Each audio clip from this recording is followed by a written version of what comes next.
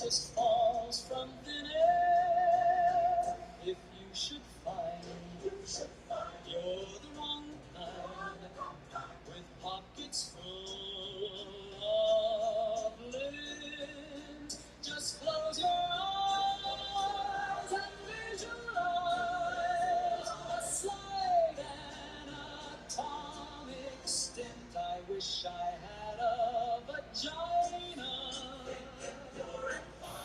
No more roofing in the sun, no more plasma, no more run. Just stand there looking pretty and the money starts to spin. I wish I had a vagina. Free drinks line up at the bar, flat tires fixed by every car, panties, bathwater, jars of gas, all for sale with just one pass. There is no life I know that matches this easy flow, where simply being born that way turns every scandal into pay, where cents and donors rush to spare, and algorithms never end. I wish I had a vagina. Oh, the fortune it would bring us. Skip the struggle, skip the grind, leave the broken men behind. Just strike the pose, collect the gold, and watch the easy mode unfold. I wish I had a vagina. Just floors to only fans, from playground rants to master plans. The market's clear, the path is set, the best character I never get. So tell me, won't you tell me? Please, please tell me, why can't I have a vagina?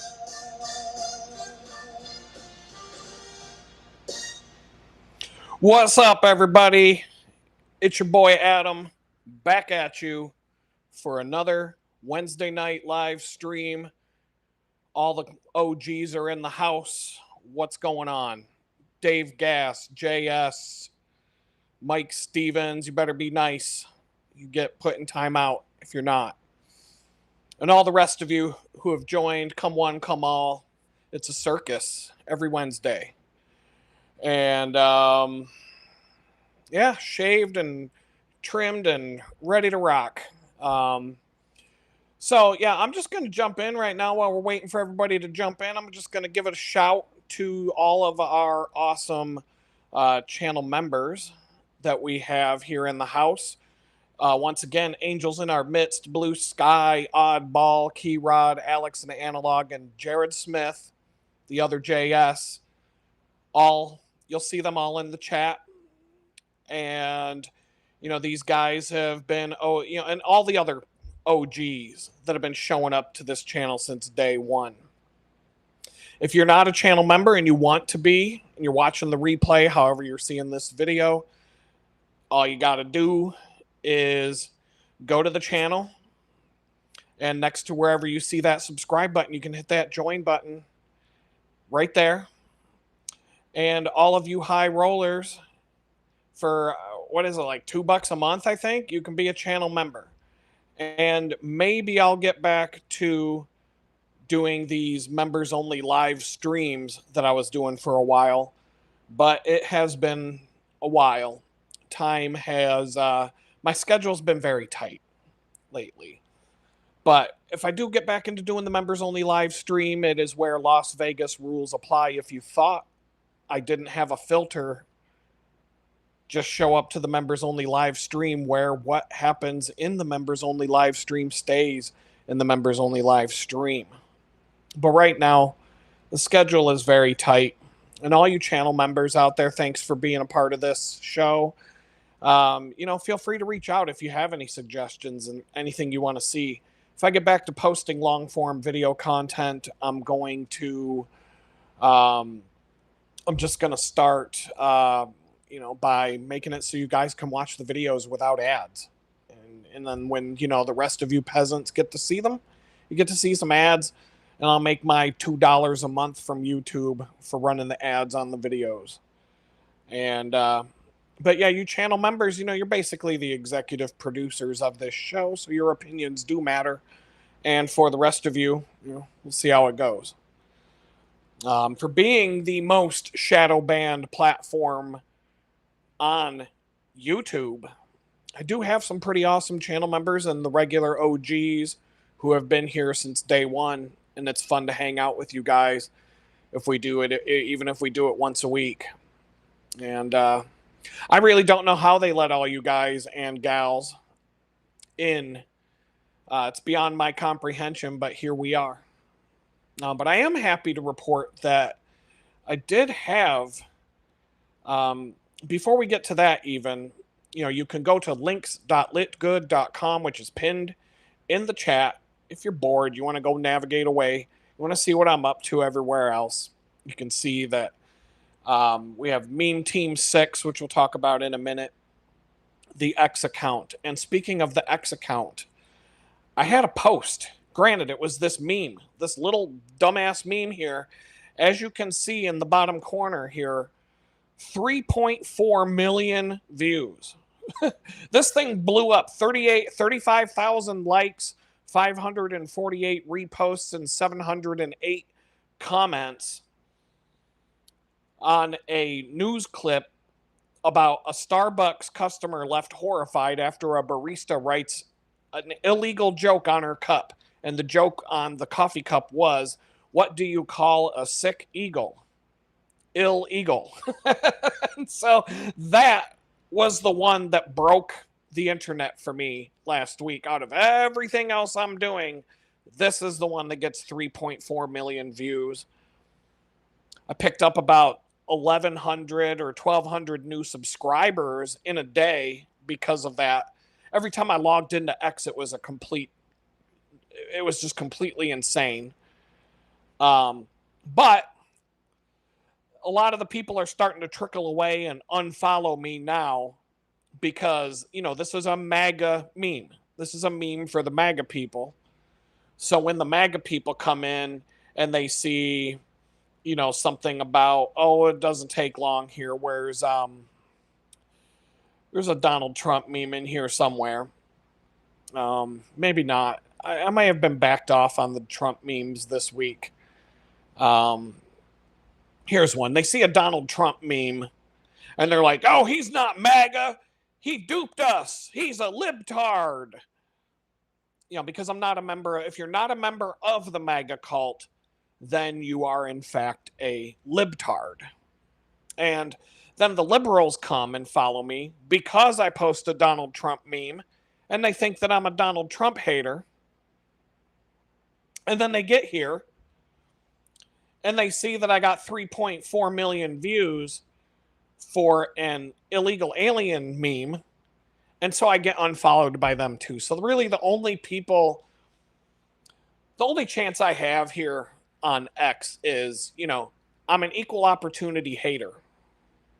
So the liberals, if you're going to get mad because I posted a meme about how there's only two genders, and the MAGA retards are going to get mad at me for posting, a Donald Trump, raped kids on Jeffrey Epstein Island meme, we're just not going to get along.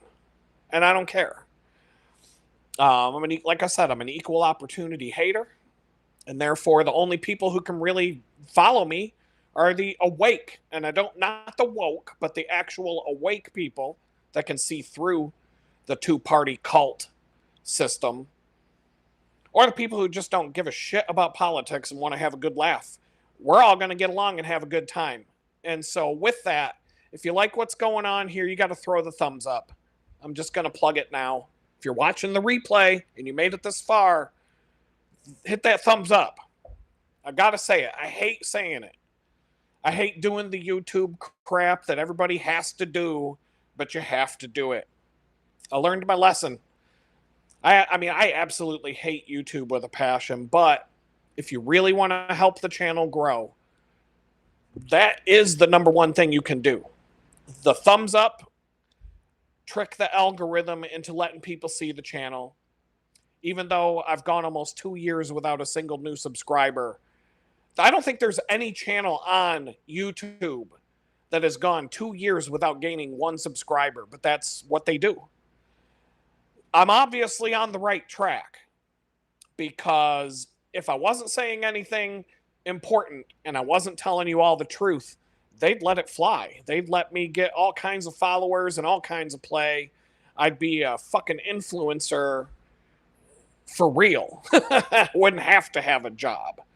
But I'm not going to sell my soul to, do what YouTube wants me to do. So if, YouTube can eat a dick, I'm going to do what I do. And so that's what I'm saying. If you really want to help the channel, that's the number one thing you can do. But on the flip side, if you want to help out, you can go to the new website at memeteam6.org. Grab yourself some banging memes, and that's memeteam6.org. Soon to be memeteam6.lol. I own the domain name now, memeteam6.lol. And I just haven't had time to wire it up and plug it in and getting it all working with the SSL certificates and all that stuff. And I'm working on this. I'm doing some stuff behind the scenes. I'm updating the interface to make it easier for me to curate and manage this massive collection of around 8,000 memes. It's grown to, along with everything from videos and animated GIFs. The animated GIF collection is going to start growing pretty soon. I just didn't really have, in the old meme database that I was keeping, there just wasn't a way to keep the animated GIFs and videos. They just didn't play nice with the database that I was using before. But this app, it's like butter. For some reason, Firefox doesn't play them when I blow them up full screen. But if you're on Chrome, Safari, Brave, I highly recommend the Brave browser. Whatever you use, they should work just fine. And all you got to do is open it up. Anything you see you want, it's free. You don't have to have an account. You just go to memeteam6.org, click on what you want, hit that download button, hit that share button, or you can right click on the image or long tap if you're on a phone, and you can save it directly to your device, just like you can with any other website covered in images. So with that said, look at that. I just said it wouldn't work in Firefox, and then we just saw that one work. So, what do I know? But I am going to get the invites working. That's my next step. Being able to... Yeah, of course you didn't, Blue Sky. Nobody gets a notification. I'm the most shadow banned channel on YouTube. Why would they let you know there's something going on tonight? So, party in the house. At least I'm somewhat regular with the 6 p.m. Wednesdays, and so people can just come. And I put a lot of effort into tonight's performance, let me tell you. And it's only going to result in like 100, maybe 200 views. That's all I'm going to get. That's all I'm ever going to get. No new followers, no new subscribers. YouTube's got this channel locked. So I hope y'all enjoy the effort that went into tonight's episode. But right now we're still going through the shout outs and the plugs, and we'll get there in a minute. But like I said, I'm going to get the invites for memeteam6.org in effect. So if you want to join, send me a message. If you can find the internet, you can find me. I'm easy to find. You can throw a shout in the chat tonight, but I might not remember it. I am going to test it out with my best friend and send him an invite. I have to set up an SMTP server, which is an email server, which would allow you to get the emails that the system sends you when you want to change your password, when you want to subscribe, unsubscribe, all that kind of stuff. Join. Nobody, I'm not going to let just anybody join. And, that I think that goes without saying. The last thing I need is to log in and see a bunch of porn and a bunch of who knows what that random people are uploading to this thing, spam and everything else. This is a free service. This is for you, the people. This is a free service to gather all the dankest memes on the internet and put them all in one place and make it super easy for you to steal. I rob from the meme rich to give to the meme poor. I'm basically the Robin Hood of memes. So take it for what it's worth. The rest of you, like I said, come one, come all. Bookmark and share, steal the memes to your heart's content. You can send me packages of memes. You can contact me. We'll figure it out. I may even have like a meme dump where an anonymous you can, I don't know.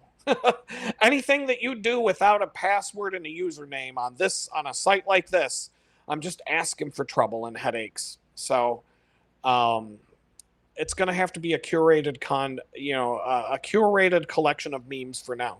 I don't got time. I have about 8,000 memes and 1,600 of them have tags. And I've been spending months adding keywords and tags to images whenever I have a few minutes. And I'm not going to be able, it's going to be 10,000 memes with 2,000 tagged images. So it's really like that's a difficult part. But if we get a few people in the mix, who want to help out with that and just use the thing, make it your own personal meme dumping ground along with, it's not hard to add keywords and tags to images to make them easy to find.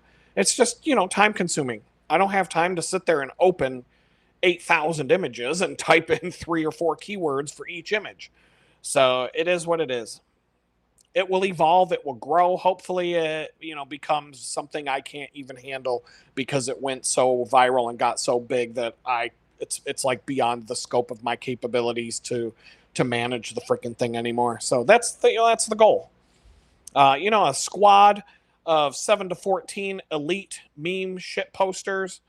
That might do some good to help upload the dank memes and help keyword everything and manage this content. But you're all going to be working for free.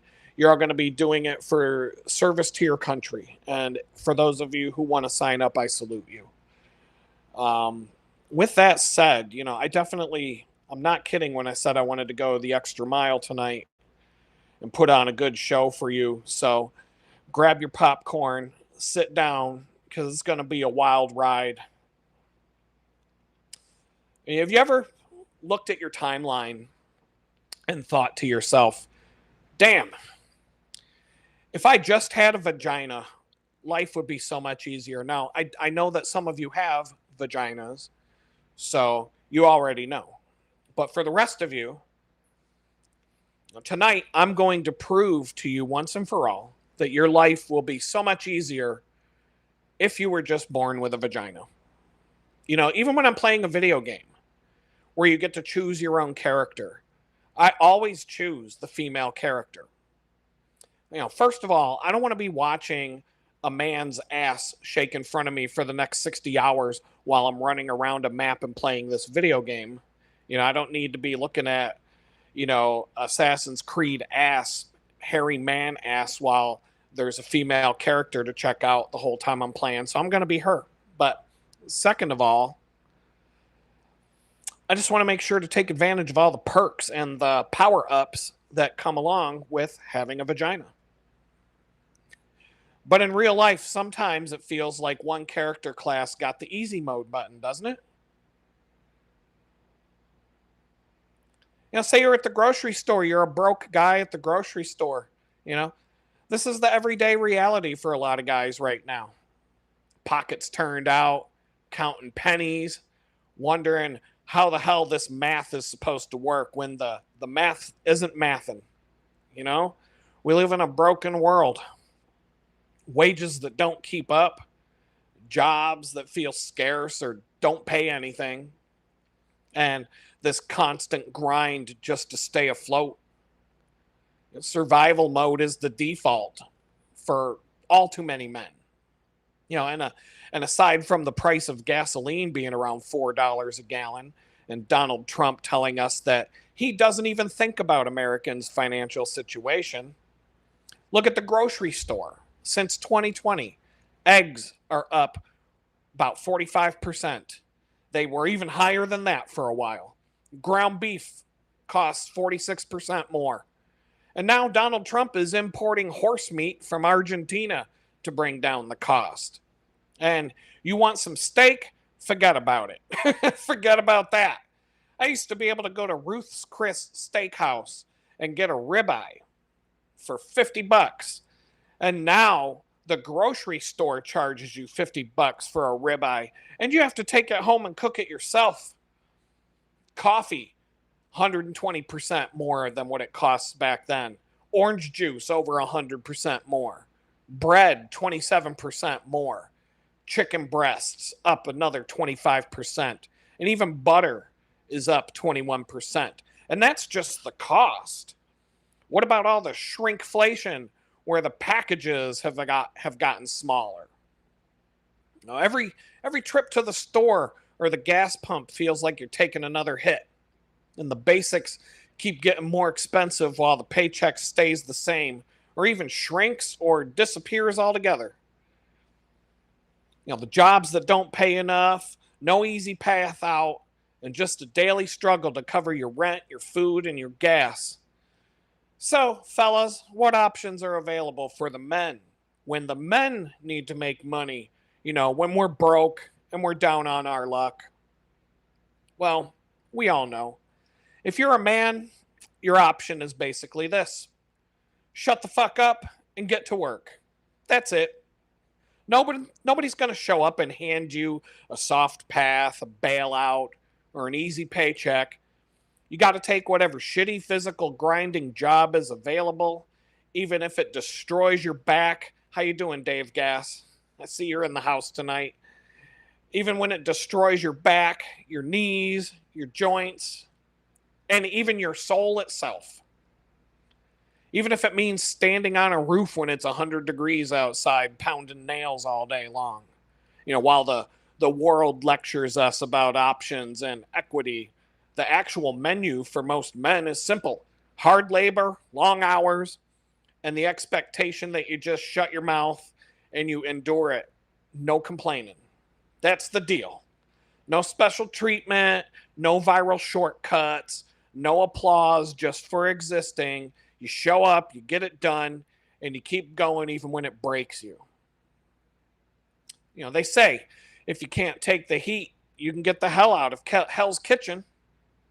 Well, if the roof in 100-degree heat isn't for you, well, here's another classic male option: sitting in a cubicle all day long, compiling TPS reports for your local corporation, looking at pie charts in Excel all day and looking at drab walls covered in corporate slogans. But if physical labor is not your thing, you can sit in front of a computer screen for up to 12 hours a day. No exercise, barely ever see the outdoors. You get to sit and crawl through rush hour traffic twice a day, come home, sink into that recliner, watch some sports ball, and then wake up and do it all again tomorrow. It might not be a physical drain like the roofing job. It's more of a slow burn, a quiet erasure of your life and health. You see your posture collapsing, your body softening up. All the days just blur together, and your only reward is a paycheck that barely keeps up with those grocery and gas prices we just talked about. These are the two main lanes that most men are offered: destroy your body outside or slowly die inside under the fluorescent lights. Neither one of them feels like you're winning. And if you're really desperate, if you need to really get money to make this month's rent payment before you get evicted and tossed to the curb, here's your bottom of the barrel option for a lot of desperate men: selling off pieces of yourself just to scrape by. When the roofing job or the cubicle isn't enough, men turn to plasma donation centers. You walk in, you get screened, You sit there for 60 to 90 minutes while a machine draws out your blood, separates the plasma, and returns the red cells back into your body. You might even make 40 to 110 bucks per donation, depending on where you go and how much blood you give. If you donate twice in the same week, they might pay you more. Regular donors who go twice a week can clear 200 to 500 bucks a month. Sometimes $400 to $800 with consistency and bonuses. New donor promos sometimes can push that first month towards 700 to 1,000 bucks. I mean, back when I was homeless, half of the comments section here in the troll section here under the video were all telling me to go donate plasma every time I dropped a new video. It was either donate plasma or go drive a big rig and be a trucker. Those are the two suggestions everybody had for me. The FDA only allows you to do it twice a week, and you got to wait at least 48 hours between donations. You know, that's the max that most of the centers will let you do. So about 8 times a month, and that's if you never miss an appointment. You know, this job, like every other job available to men, comes with the side effects. You know, you fatigue, lightheadedness, dehydration, and, you know, bruising at the needle site. Your arm's going to start to look like you're a heroin addict after a few weeks of this. Low protein and antibody levels, drops in iron, feeling constantly depleted, a weaker immune system. So you're basically draining yourself week after week just to get some grocery money. It takes a toll on the body while you're already stressed, underfed, working other jobs.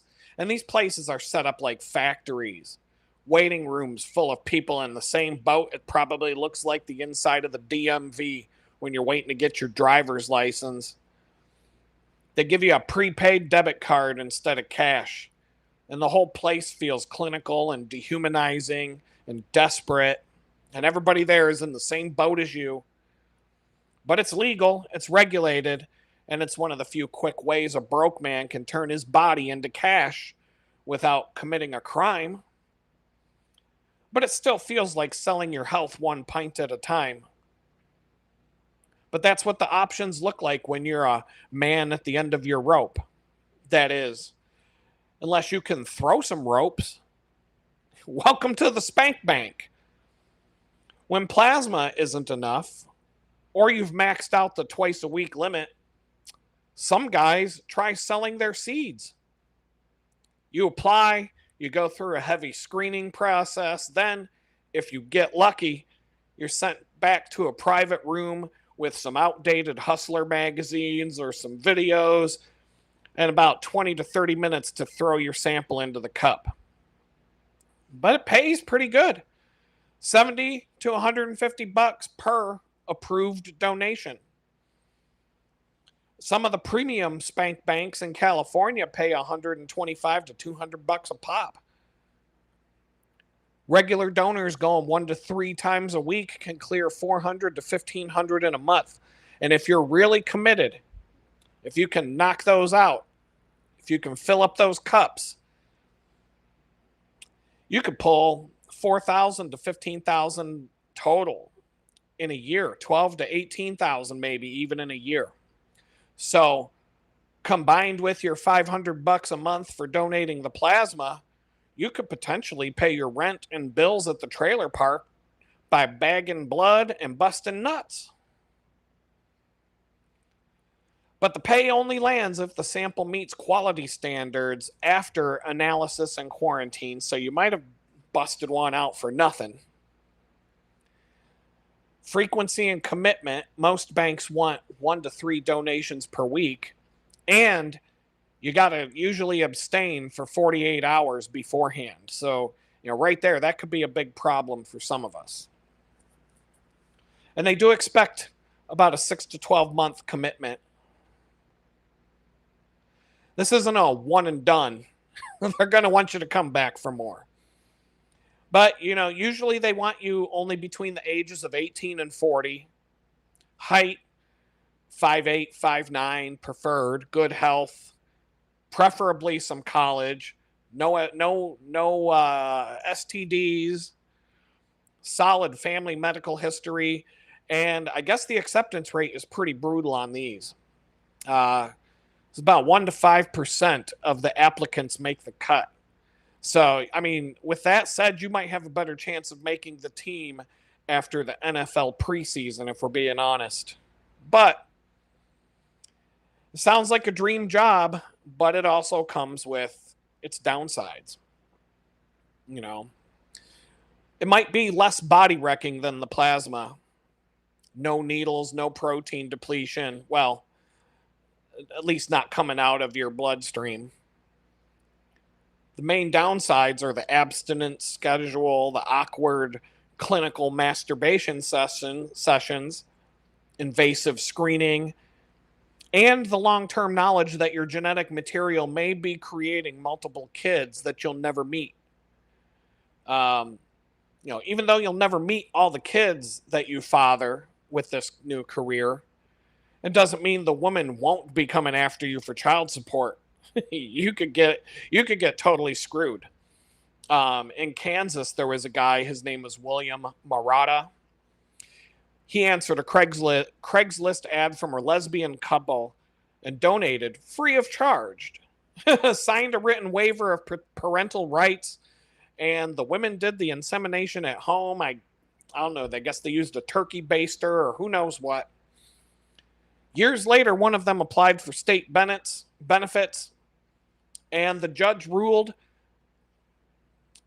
that because Kansas law requires the licensed physician for the donor protection statute to apply, he was the legal father, and they ordered him to pay child support and reimburse the state for public assistance. In New Mexico, another dude. His name was Kevin Zornig.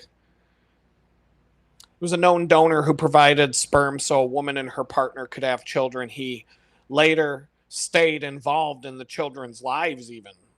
And the New Mexico Court of Appeals ruled that he was liable for child support because he had taken on a parental role.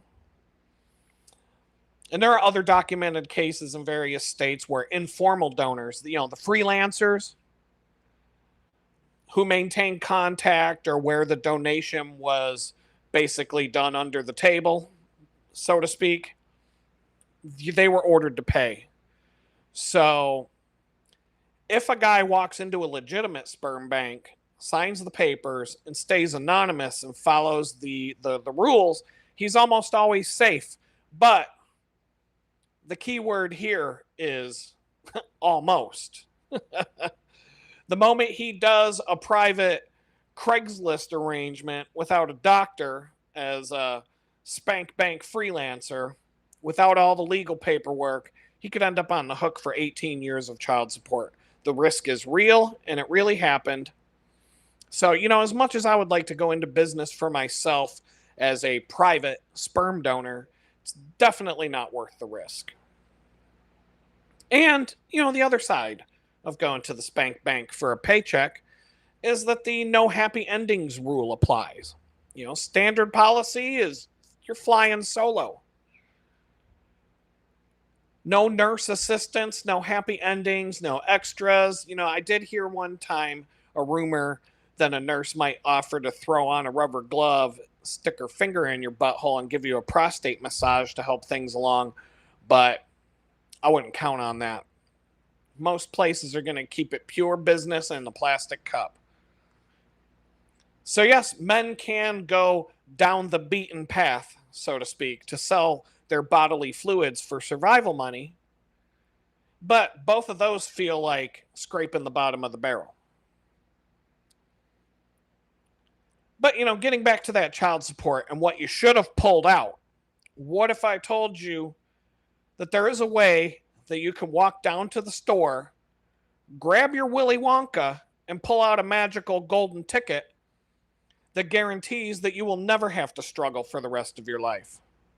No hard labor on a 100-degree roof, no death by cubicle, no selling your plasma twice a week, no awkward spank bank encounters with the risk of child support hanging over your head. Just one golden ticket, and your struggles are over. Everything will be handed to you on a golden platter. About half of the population are carrying that golden ticket right now between their legs. And that golden ticket is called a vagina. I mean, talk about a better way to sell your body parts for money. That single biological feature unlocks an entire parallel economy. Attention, desire, monetization paths that simply don't exist or are much harder on the other side of the gender line.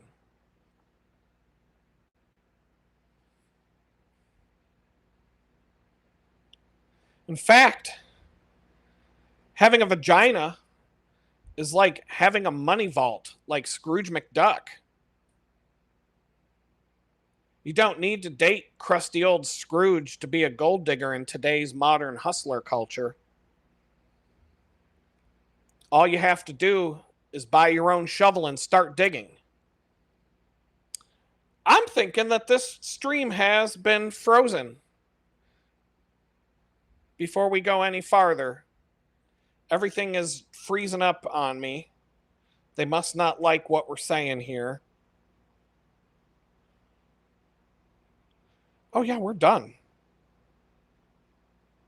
Where did we leave off? Oh, yeah, it's over. Fuck, dude. I knew this would happen.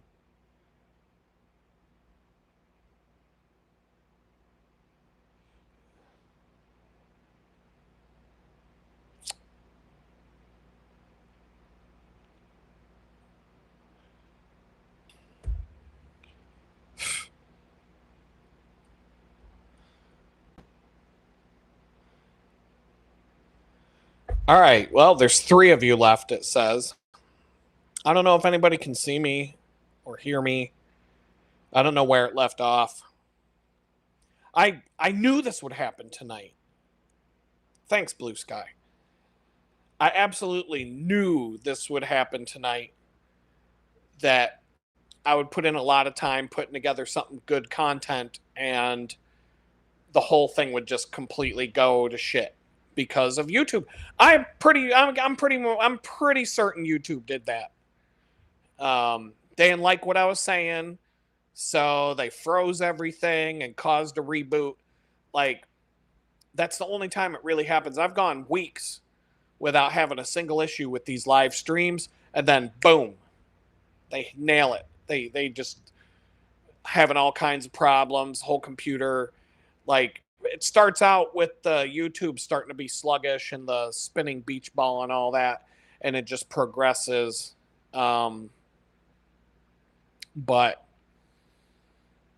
yeah, so we were talking about the Spank Bank. I mean, it's kind of, I don't want to say it's ruined, but I'm just mad that like this happens. I'm tired of YouTube. I am just, before we jump back in,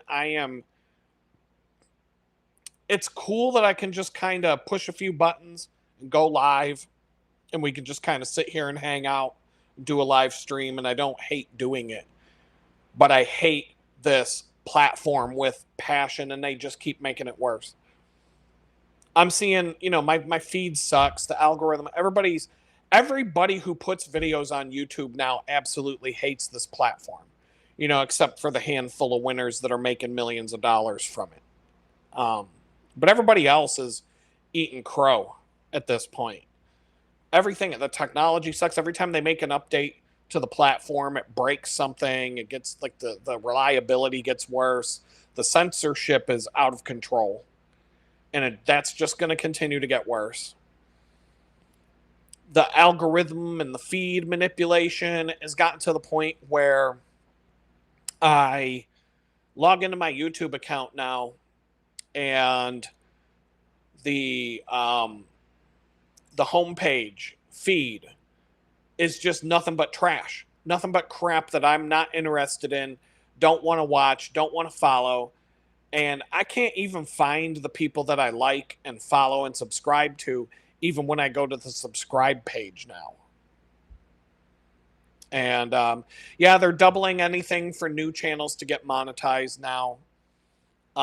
And they're doing like some sort of rolling thing now where if you do YouTube shorts and you don't hit the rolling threshold, which is like every 90 days, so many views, they just keep your money and you don't get paid. So like it's point. I mean, I'm not doing it for the money. If I was, I wouldn't be here. So keep that in mind. Um, it's just that we've reached a point with some of these systems that we need something new. There needs to be a competitor. I mean, it's not healthy for Google to have a monopoly on all this crap. And you see it. Everybody, Blue Sky, everybody's having the same problems. And it's the creators. Like, I've been watching one after the other. And these are like big name creators all showing their analytics graphs going in the toilet. Before I jump back into the main topic here, I mean, since we're having problems, the shorts videos, this whole push to be a TikTok clone, and how all the platforms, TikTok came out, made a bunch of retards get famous for putting out short attention span idiot videos, and then Instagram became TikTok, Facebook became TikTok, YouTube's trying to become TikTok, and every other platform is just moving to this short attention span retard shit. Well, somebody pointed out a fact that I didn't even like think of, but it makes total sense. YouTube covers your feed now with shorts videos on the mobile app, mobile website, on the website. Whenever you're logged in, they're trying to get you to watch all these dumbass short videos, and they cover your feed in that.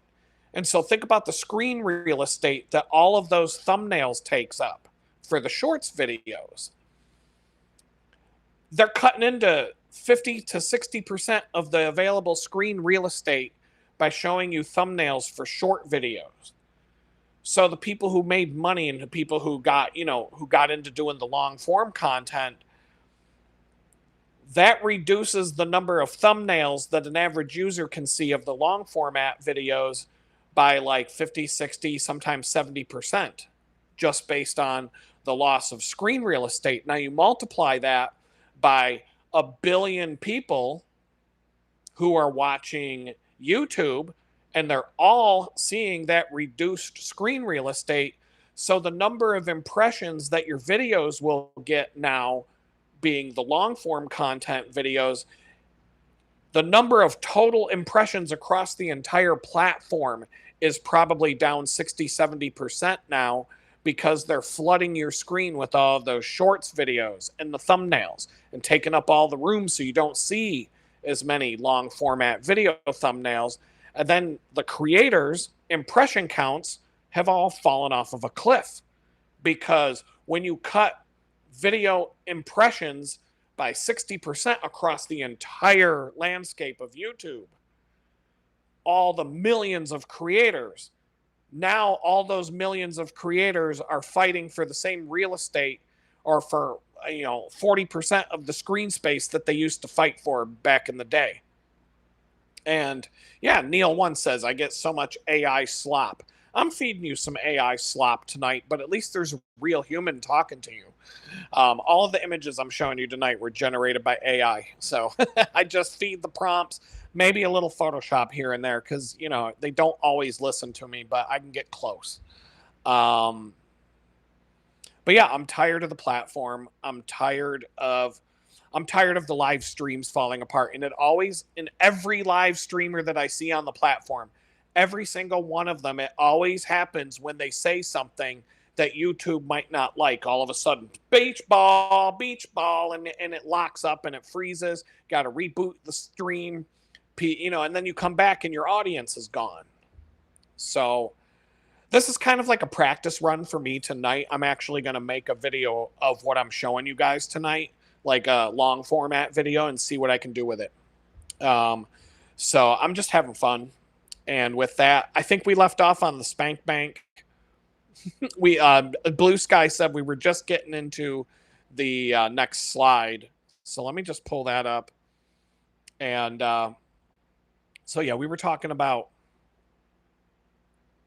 Yeah, you're talking about, I know what you're talking about, Neil. It's like I hit do not watch, do not subscribe, do not show this channel again every time I see those dumb ass AI generated videos where it's just a bunch of random AI videos with an AI voice talking to you. Yeah, they steal people's voices. They'll say, here's Jordan Peterson, blah, blah, blah. And it'll be Jordan Peterson's AI stolen voice giving you a 45-minute video about something. Or it'll be, some other famous person that they stole the voice and made a video. And YouTube fills your fucking feed with that crap. And they're just gaslighting everybody. They're like, oh, we're trying to cut down on that. It's like, well, then why do I see more of that? And everything that somebody that works at YouTube tells you is a lie, a straight up lie. They say, oh, we don't shadow ban people. Bullshit. Bullshit. I've got access to more than one channel now. And I see it. I got a client. He posts shorts videos and he's got a small account. He's trying to grow. Good luck. But he's trying to grow. He'll post shorts videos. He'll get 600 views on a shorts video. All of a sudden, he'll put up a shorts video about how aspartame is bad for your health. Boom. He posted one last Thursday. Aspartame is bad for your health. It got one fucking view. One view. And that must have been me.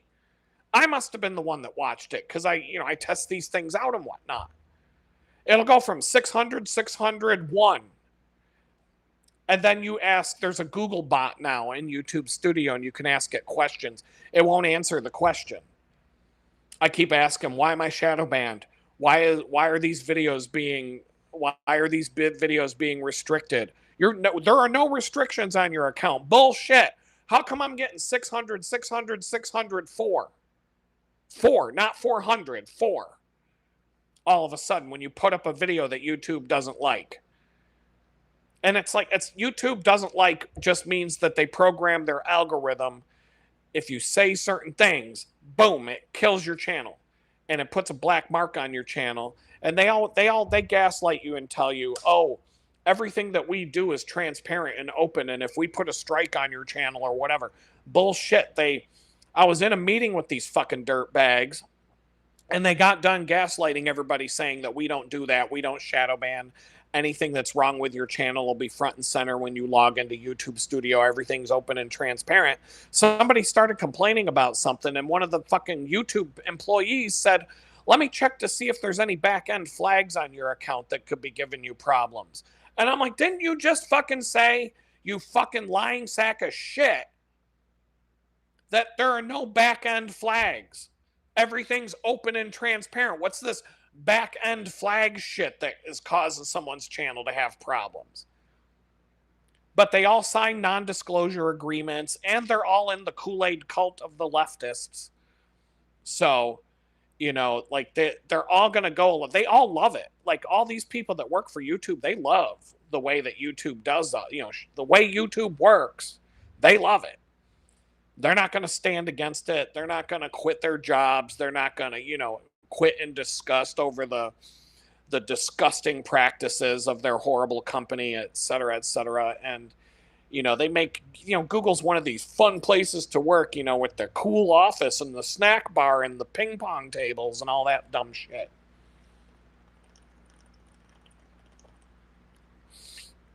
But it is what it is. So let's see if we can go back to tonight's video and see if YouTube puts the kibosh on it again. We'll see. So, getting back to, getting out of the spank bank and,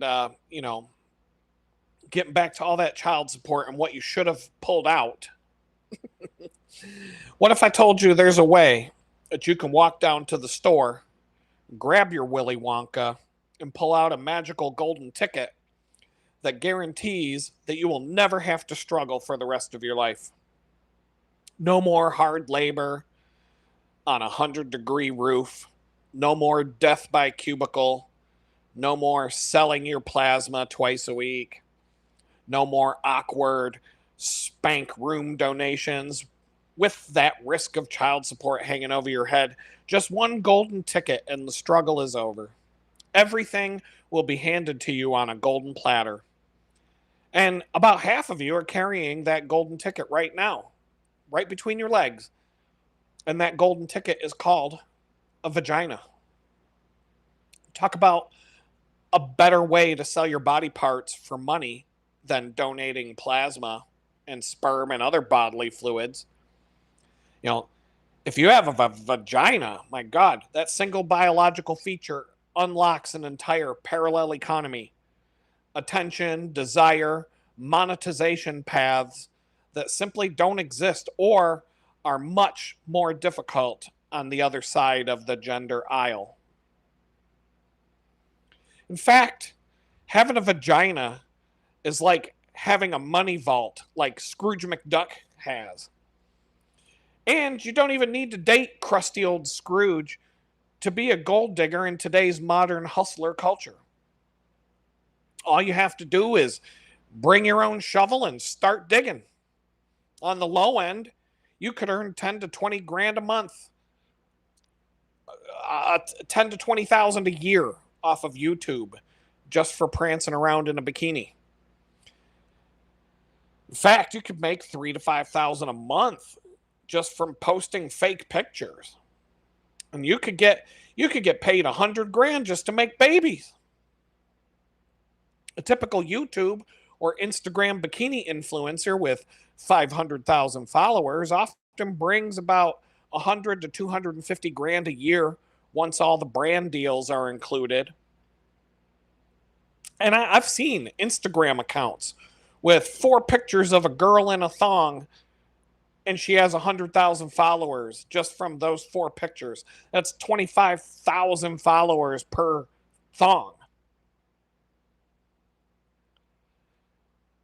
Get on your get your ass on TV, and your net worth will climb up to 1 million. Sometimes just one viral video is all it's going to take. Or you could be a female athlete.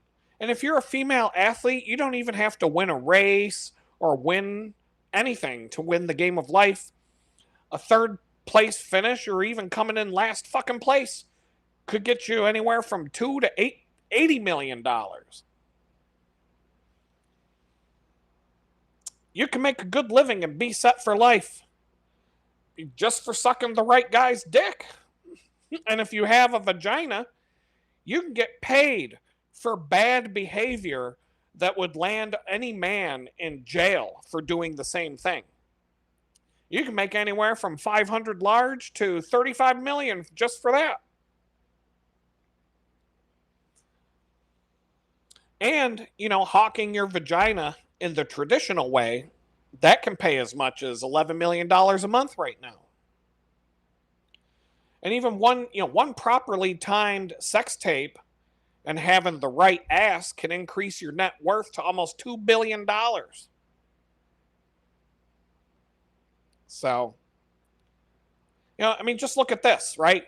We got 3 guys lined up, wallets open, competing to buy this girl her next round, the classic scene. This is one of the purest examples of how easy it is for a woman to survive with nothing but a vagina. No job required, no skills required, no hustle required. Just show up. Imagine this girl's broke and she's hungry and she has nothing in the fridge. Fuck. She don't even know how to cook if she had any food in the fridge. All she's got to do is walk down to the nearest bar looking halfway decent, and within minutes, guys are offering to buy her drinks, free alcohol for the whole night. Then the offers get a little more deeper. Let me take you out to dinner. So she can sit there, collect all the attention, and then choose the guy who's willing to buy her the most expensive meal at the nicest restaurant. She eats, he pays, she goes home, transaction complete. Even the dating apps now, the women on the dating apps have a systematic approach now for this. A lot of women now treat dating apps like a free meal ticket. They line up multiple dates throughout the week. Johnny on Monday, James on Wednesday, Ted on Friday, Chad for Saturday, just to go out and get meals. A nice restaurant, some appetizers, get some drinks, a little bit of dessert. and then a polite exit followed by the ghost. Maybe an awkward hug at the end of the date, but it's always followed by the ghost. And then some of them even show up to the group chats on Reddit bragging about it. I need to eat this week. Time to open up the apps. Got to get my Tinder on. And these guys, they all think they're out on a date, but this bitch is just grocery shopping with a few extra steps. A broke man in the same situation, he walks into a bar and he buys his own beer. Or he stays home and eats ramen noodles. No women are lining up competing to feed him. Nobody's offering to take him out for dinner just because he showed up. The same economic reality hits completely different depending on what's between your legs. Free drinks, free dinner, free attention, all available to anyone willing to walk into a bar or open up an app as long as they have the right equipment. It's the survival of the fittest. That's how it works on this planet now. And it only gets more efficient from here. If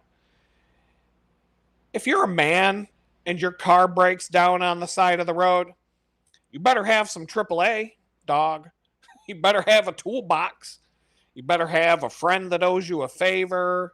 You better have enough money to pay for a tow because nobody's stopping to help you. But if you have a vagina, whew, totally different. Flat tire, overheating engine, it don't matter. Pull over, pop up the hood, or just stand there looking mildly distressed and watch what happens. Guys are going to slam on the brakes, multiple cars. They're going to come running, competing to be the first one who can fix it for you. And here's the best part for her. She doesn't even have to be nice afterward. Guy changes the tire in 100-degree heat, gets his hands all dirty. Maybe he even ruins his shirt. And she just looks over and says, thanks, hops in the car and drives off. No phone number, no Instagram, no offer to buy him a beer, nothing. He still did it, and he was happy to do it. Because the possibility of getting her attention was enough payment, I guess. But a man in the exact same situation, he stands there with his hazard lights on while cars blow past at 70 miles an hour. People assume he has it handled, or more likely, they just don't give a fuck. Same broken down car, totally different response based on what kind of package you got between your legs when you're standing next to it. AAA is for the men, but for the women, you just need that single V, and your roadside assistance program is fully paid. Free labor, no membership required. Just show up with the right tools, and the problem will solve itself. Right? The value of vagina in the marketplace cannot be understated. I know I've said this one before, but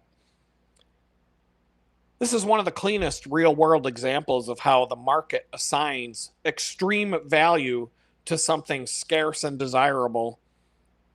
Take it like these gold rush guys up in Alaska. These guys spend millions of dollars flying equipment, heavy equipment, out into the Alaskan wilderness, completely destroy the environment and tear down a whole fucking mountain over the course of the summer, working 16 hours a day, fighting the weather, the machines breaking down. For what? A fraction of a jar of gold in a mason jar at the end of the year. That little tiny jar is the whole season's payoff.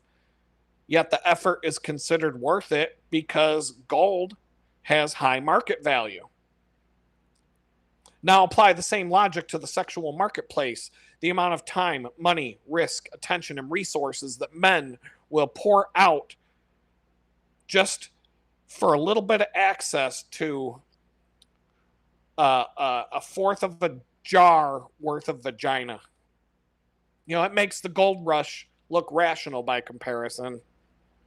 Men will move across the country, drop thousands of dollars on dates, gifts, dinners, vacations, destroy their inner peace, their schedules, their bank accounts, compete with other men, tolerate disrespect, and build entire personalities and lifestyles around becoming more attractive to women, all for the chance at something in pure biological terms is just as scarce and desirable to them as that gold right there is to the miners.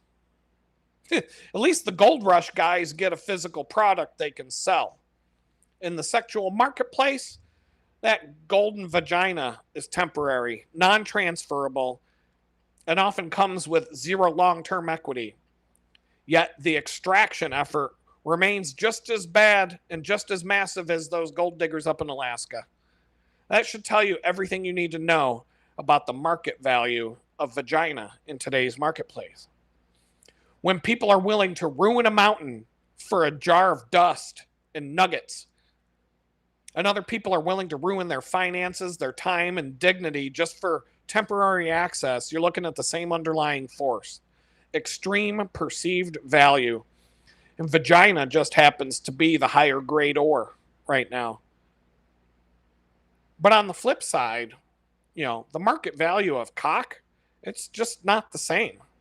You know, trying to sell cock is like driving around in a rusty old pickup truck in a cigarette stained wife beater because you can't afford anything better, picking up scrap metal from the side of the road on trash night in hopes of getting to the scrapyard before they close. Low value material, high effort, tiny payout. Maybe you wait until after dark to break into some abandoned houses to strip out the copper pipes that are left, or squeeze under some cars with a Milwaukee Sawzall to cut off all those catalytic converters before hitting the scrapyard. I mean, clean copper can run about $5 a pound right now. A full catalytic converter might get you $50, maybe a few $100, depending on the car, sometimes more for the good ones. But you're not getting rich. You're grinding away for grocery money. A whole day's worth of dirty, heavy, time consuming work might clear you a couple $100 if you're lucky and you don't get caught. I mean, stealing copper from buildings or cutting cats off of cars is a felony in most places. Scrapyards now demand ID, they take photos, and they hold off your payments because the theft is so common. One bad night and you're looking at criminal charges, not a payout. High risk, low reward. Exactly the opposite of the gold rush dynamic. In fact, I know two guys that were in federal prison with me that were in there for illegal scrap metal. One of the guys owned a scrap yard. The other guy was a trucker who would deliver the stolen scrap metal. They're both doing 10 years. So that's the market value difference in a nutshell. One side has people moving mountains for a tiny jar of gold. The other side is out here in a rusty pickup truck on garbage night hoping the scrapyard is still open and the cops don't show up. Hoping that he can make 2 or 3 runs by the time they close.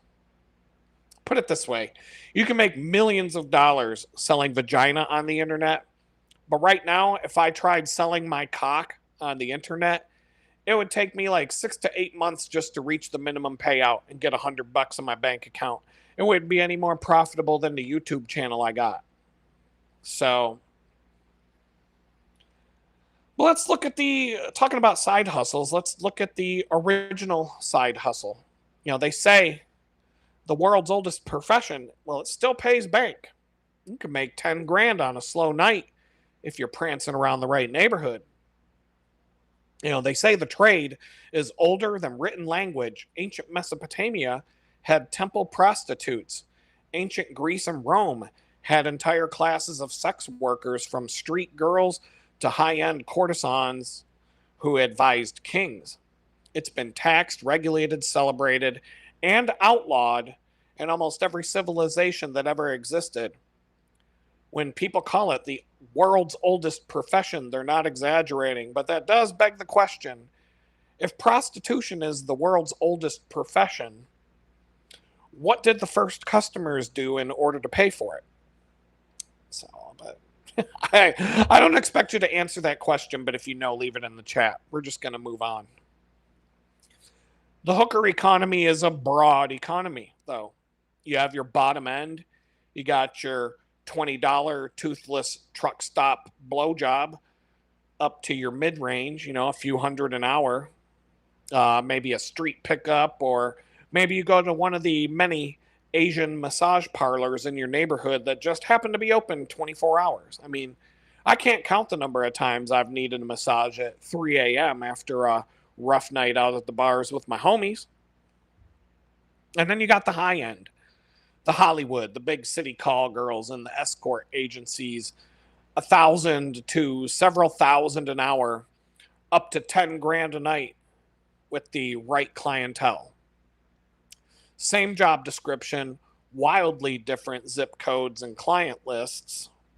But in most places, paying a woman for sex is illegal, especially in the United States. Just about everywhere you go, excuse me, just about everywhere you go, it's illegal to pay a woman for sex in America. Unless you want to bring a camera with you, then you can pay a woman to have sex with you, as long as you're going to film it and put it up on the internet for everybody to see. Then it's perfectly legit. So, let that sink in for a minute. The same physical act. One version is a crime. The other is a business model protected as free speech and commerce, solely because you brought a camera with you. I had to do a lot of research just to find out the names of these performers, because, I had no idea who they were beforehand. But we have, Jenna Jameson, the most prolific porn star that ever lived, worth tens of millions of dollars. This girl, Riley Reid, is worth 14 to 16 million. Lana Rhodes, high eight figures. That's then that's the tens of millions. Tara Patrick's $10 to $16 million. Mia Khalifa, supposedly she only shot like 3 videos and she's worth millions of dollars. I mean, even a has-been, never was porn star can make mid to high single-digit millions just for doing a handful of videos and getting the fuck out of the business. And, there's a rotating group of current porn stars right now on OnlyFans making millions of dollars a month. But, this is one of the few careers available to some men. But unlike the feminists who demand equal pay for equal work, men in the porn industry typically make a fraction of what the women make for the same scene. The woman's going to pull in about $800 to $1,500 for one scene, but the male performer, they're getting like $300 to $800, sometimes less. And that's, once again, the market values vagina 2 to 3 times higher than cock. So,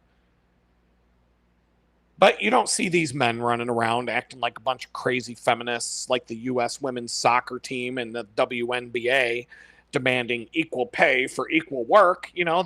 They're happy to do their job and get paid for it, even though they make about 1/10 of what the woman would make for the same work. And every now and then there's a breakout star. Take Johnny Sins. He started out as one of those construction workers working on the rooftop in 100-degree heat, pouring concrete and busting his ass, sweaty physical labor, the same crap we talked about earlier. And he finally said, fuck it, I quit. He moved to Los Angeles. He answered a few Craigslist ads. And he became one of the most recognizable male porn stars on the planet. Thousands of scenes. And he's had the opportunity to work in every single career, from being a doctor, a plumber, a teacher, even a pizza delivery guy. Basically every job known to man he's been able to do. His net worth right now is estimated to be about $5 million, which is not that bad. He crossed over from the roofing and cubicle world into this one, and he did pretty well, for a man. A woman with his stature would probably be worth $100 million. But you keep in mind, he did make that money being paid to bang just about every female porn star on the planet. So, but that is far from typical. The average male performer is not living like Johnny Sins. Like I said, cock does not have the same market value as vagina. The demand, the rates, the fan base, the brand potential, they all skew heavily in one direction. It's the economics of vagina. But you don't have to be a porn star. You don't have to be an adult actress to make it big in porn. Take a look at Kim Kardashian. The Kardashians were basically a bunch of nobodies. I mean, they had money. Dad was a lawyer. They lived in a nice house, but nobody knew who the fuck they were. They lived down the street from Paris Hilton, and they went to the same school. But that wasn't until their dad, Robert Kardashian, stepped into the biggest trial of the 1990s and helped O.J. Simpson get away with murdering his wife. So fast forward a few years from that, and Kim still, no, she's not a household name. No one knows who she is. But her mother had a plan. Honey, I want you to make a sex tape and then pretend it was leaked against your will so it'll explode, go viral, and we'll all become famous. And so there it was. There you have it. It was released as Kim Kardashian Superstar. And before you know it, this chick is everywhere. She's the most famous woman in the world all of a sudden because of being the victim of a leaked sex tape that did exactly what it was supposed to do. It put her on the map. And then months later, in October of 2007, Keeping Up with the Kardashians premieres on the E! Television network. One sex tape boost and a reality show deal, and now the entire family becomes a fucking content machine. 20 seasons of this fucking show. This show's been on TV for 20 fucking years. Spin-offs. And this show has become, an advertising for every product, clothing brand, and all kinds of shit that they've launched. Kim Kardashian alone is worth $1.9 billion now. All because of a properly timed sex tape. The whole family leveraged that notoriety into one of the most successful reality to business pipelines in modern media. All it took was OJ killing his wife and a properly timed sex tape to lead to that reality TV show to a $1 billion brand machine. That's the blueprint. No talent in any sense at all. Attention, timing, and turning that vagina into an asset is all it took. But you don't even have to have a rich dad to make it. One well-placed hawk tua at the right time in the right place, and you become an instant celebrity. Check out Haley Welch, better known as the Hawk Tua Girl. In June of 2024, during a Nashville street interview, she asked what move in bed makes a man go crazy, and without missing a beat, she hits him with, "You got to give him that old Hawk Tua and spit on that thing." And the internet lost its fucking mind. Within a couple of days, this girl is a full-blown Insta celebrity. She quit her factory job. Merch. She's already got fucking merch. And her merch is flying off the shelves. Hats, shirts, a whole fucking catalog of merch. Tens of thousands of dollars in the first 2 weeks alone. And suddenly she's doing appearances, getting signed by management, and her catchphrase is everywhere.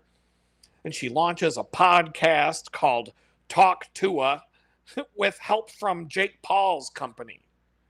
She's already in the big leagues, and all she did was one Hawk Tua at the right place at the right time. For a minute, it looked like she was turning her pure viral chaos into an actual media career until she decided to put out a fucking crypto coin, the Hawk Tua coin, back in December of 24, which rocketed to nearly a $500 million market cap and then collapsed overnight. Investors got wrecked. And people were mad. And I'm like, how can you be mad? That's my opinion. How can you be mad that you invested into a fucking Hawk Tua coin and the market for Hawk Tua coins crashed overnight? Like, what did you fucking think was going to happen, you dumb motherfucker? Like, you would have been better off blowing your whole wad on OnlyFans than buying a fucking Hawk Tua coin. But whatever. She got accused by the SEC. She was being investigated. Do you think this dumb bitch had any, like, do you really think that this girl had any idea how to make a fucking crypto coin on her own? She was the fucking spokesperson behind, like, there was something else going on behind the scenes. It had nothing to do with her. She was just the face. She was the front man. But that was the moment the honeymoon was over and a big chunk of the goodwill that she earned just dried up. And now that about 14 of her 15 minutes of fame are all burned up, she made that final classic move to cash in. She's going to the direct-to-fan platforms like OnlyFans, getting herself out there to cash in while her name still has any residual heat left in it. You know, one hawked goober, 0 actual performance required on camera, and it still paid better than most people's fucking jobs. Even after the crypto part blew up in her face. Which is proof that you don't even have to do the thing. You don't even have to put out a sex tape with any actual sex in it. All you got to do is talk about giving the old Hawk Tua and spit on that thing, and you are an instant celebrity overnight. You know, what would happen to a guy if some random influencer walked up to him and he said the same thing about eating some vagina? Well, I'd just get my finger up in there and diddle it. You know, if that shit went viral, would the guy ever be able to get a date or find a job ever again? His life would be fucking over, and he wouldn't even make $1 from that shit. But one good Hawk Tua at the right place and the right time, and you're on easy street from now on, baby. No more factory job for you. But for longevity in a celebrity blowjob career, you really do have to go all the way. Talk is cheap, and Cuban cigars are expensive. And we all remember, well, most of us, from 1995 to 1997, Monica Lewinsky was that young White House intern. She and Bill Clinton had a series of encounters in the Oval Office, phone sex while he's on official calls, and yes, the infamous cigar incident where he used one as a sexual aid and then put it in his mouth. Until January 1998, the story explodes, and Clinton goes on national television and says the words that will live forever. I did not have sexual relations with that woman, Miss Lewinsky. But the blue dress with the DNA shows up. And she never took that thing to the fucking dry cleaner. Good for her. The Kenneth Starr report drops every graphic detail and they impeach him. But the Senate lets him go while the whole world watches. But what happens to Monica? She's never had to work a day in her fucking life ever since she sucked his dick. She became the most famous and mocked woman on the planet overnight. She does the big Barbara Walters interview. She wrote a book, Monica's Story. She got $500,000 in advance just to write a book that she probably didn't write herself. Signed a deal with Jenny Craig. Designs a line of handbags. She probably didn't even have to make the purses herself. It's probably some bunch of little kids in fucking over in Malaysia probably sewed those things, working 16 hours a day for 10 cents a week. But she turned that humiliation into paid work while the rest of the country still makes jokes about her to this day. Here we are. But unlike a lot of one scandal wonders, she didn't disappear. Over the years, she rebranded as an anti bullying and anti public shaming activist. She's had TED Talks and speaking gigs, and she even produced an FX series about impeachment and told her whole story again on TV. And she's still working with the same origin story. She just keeps coming up with better production value as each year goes by. She's always going to be known as the girl that sucked Bill Clinton's dick. And that's her claim to fame. That's her brand. Her net worth is estimated right now to be about $1.5 million. And no, it's not. That's not Kim Kardashian money. It's not even top OnlyFans money. But for not having to fucking work, suck a president's dick, and live on Easy Street for the rest of your life, books, occasional appearance, production credits, some purses, and the fact that her name still opens doors 30 years later tells you a lot. You know, most people who would get caught in a presidential sex scandal would get destroyed and forgotten. But she turned that cigar and her blue dress into a decades-long personal brand. And that's the difference between a one-night story and a career. You can do that when you have a vagina. When we were talking about sports, you don't have to be a winner to be a winner. If you show up to the track with a vagina, look at Danica Patrick driving around the racetrack in her GoDaddy bikini next to the latest race car that she just crashed into the fucking wall. Girls can have regular careers while they make 100 times more money than the average Joe with the same career. Look at Danica. Danica showed us that you can make tens of millions of dollars as a fucking race car driver without ever winning a fucking race. If you have a vagina.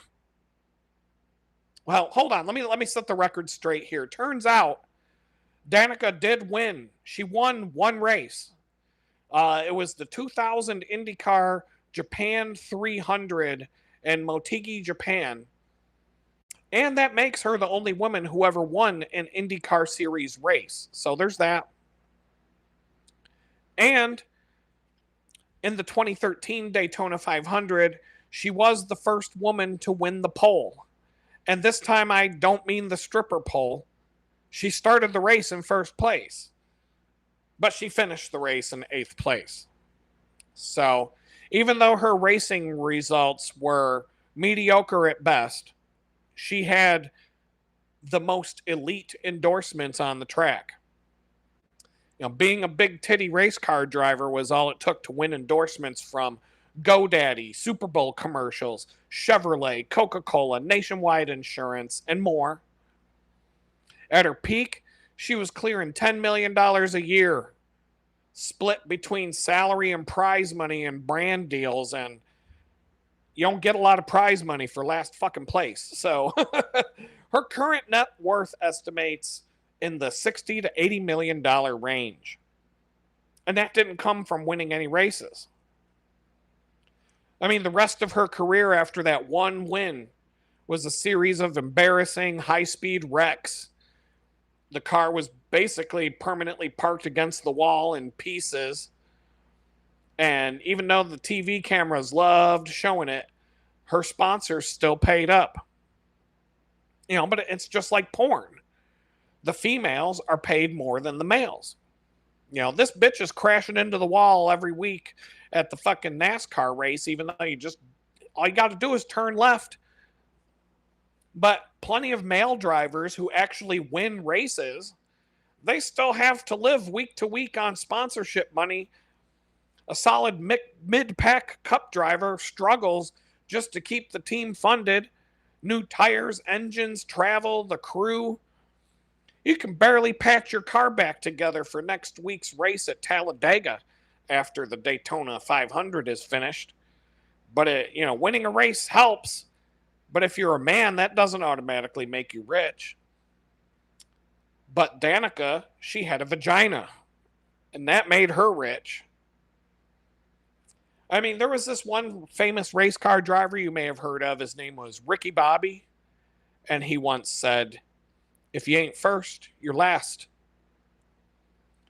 But here we have the biggest third place winner the world has ever seen. Who's to say if you ain't first, you're last? You could be first when you're third. I mean, the last time an Olympic loser got this famous was she had to get the shit kicked out of her by Tanya Harding's boyfriend before she blew up and went viral. This girl, Alicia Newman, a Canadian pole vaulter at the Paris 2024 Olympics, got the fucking bronze medal, third place. I mean, she was the first Canadian woman to ever get a medal in the event, but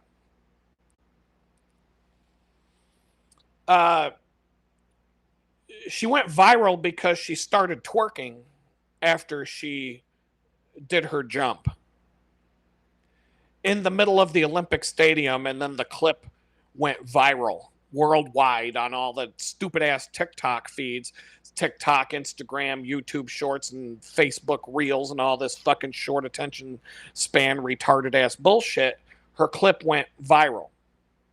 And lo and behold, she already had an OnlyFans account.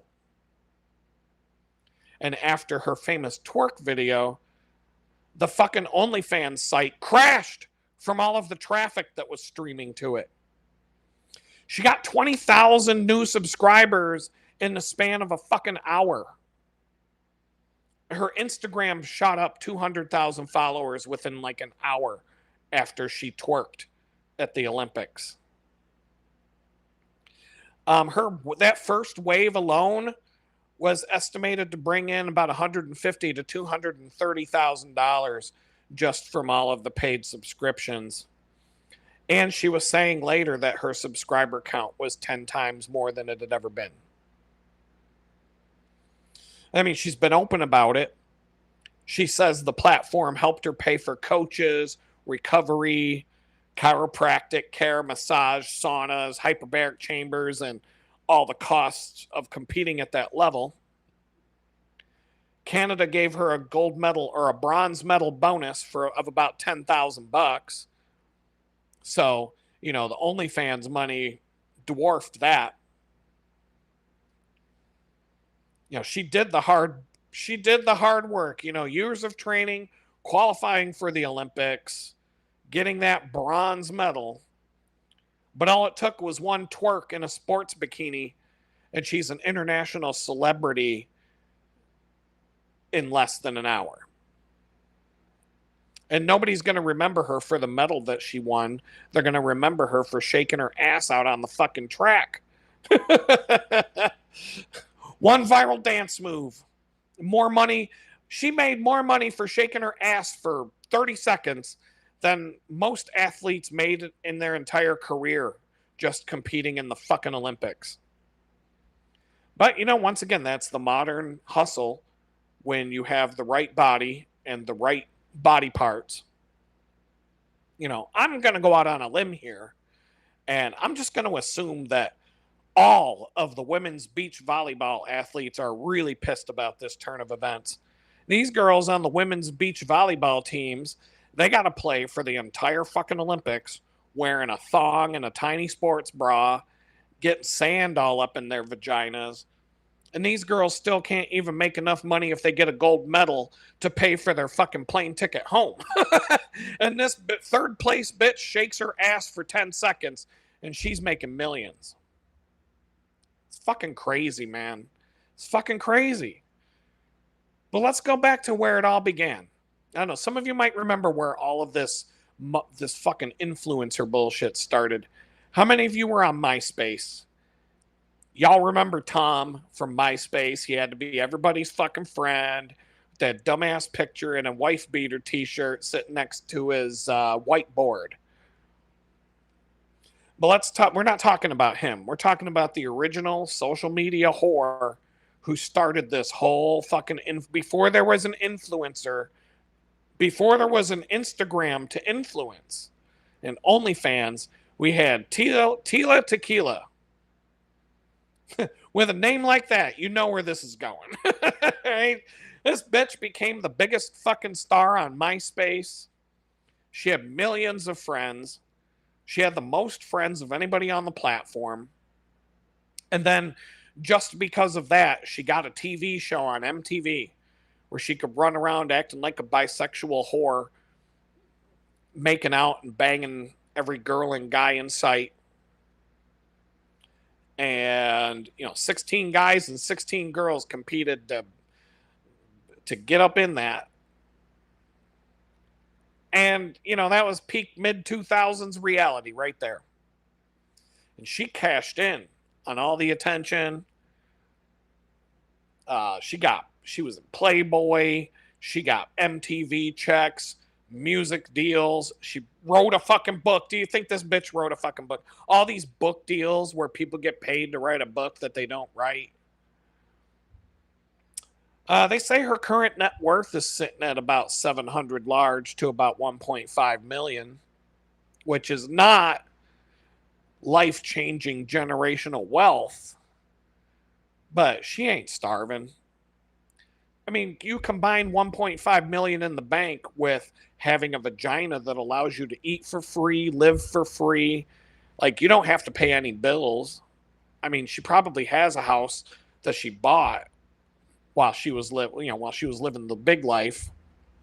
But, if her refrigerator's empty, she ain't got to go buy groceries. Get out that Tinder. She's gone through some she had some controversies. I guess she said some political shit. It must have been right wing because she got herself canceled, basically. I don't know anything. I really don't know. The only person who made out better on MySpace besides Tila Tequila was Tom himself, Tom Anderson, MySpace Tom, in his white t-shirt and his whiteboard. He sold that shit. Tom is my fucking hero, man. Tom Anderson is my life hero. He built that shitty ass website, and believe me, it was dog shit behind. Under the hood, MySpace was a piece of trash. It's one of the worst built things ever made. Cobbled that shit together, got popular. He sold that shit for $580 million in 2005. And like 2 years later, it was gone. Done. He took that money and he walked off into the sunset with his middle finger in the air.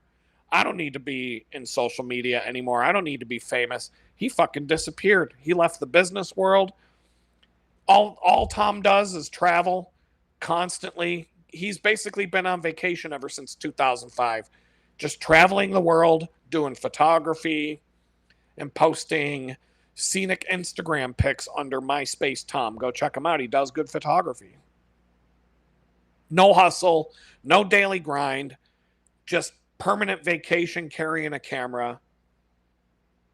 The ultimate, I sold it early and dipped. One of these two became famous for being a chaotic hot girl on the first major social media network and ended up with a little bit of money and a bad reputation. But the other guy built the platform and he sold it, and he spent the last 15 plus years on a permanent vacation taking pretty pictures. Same website, very different outcomes. So the moral of the story there is, yes, you can make a lot of money selling vagina as a whore, but you'll make a hell of a lot more money being a pimp to a bunch of whores. Look at Andrew Tate.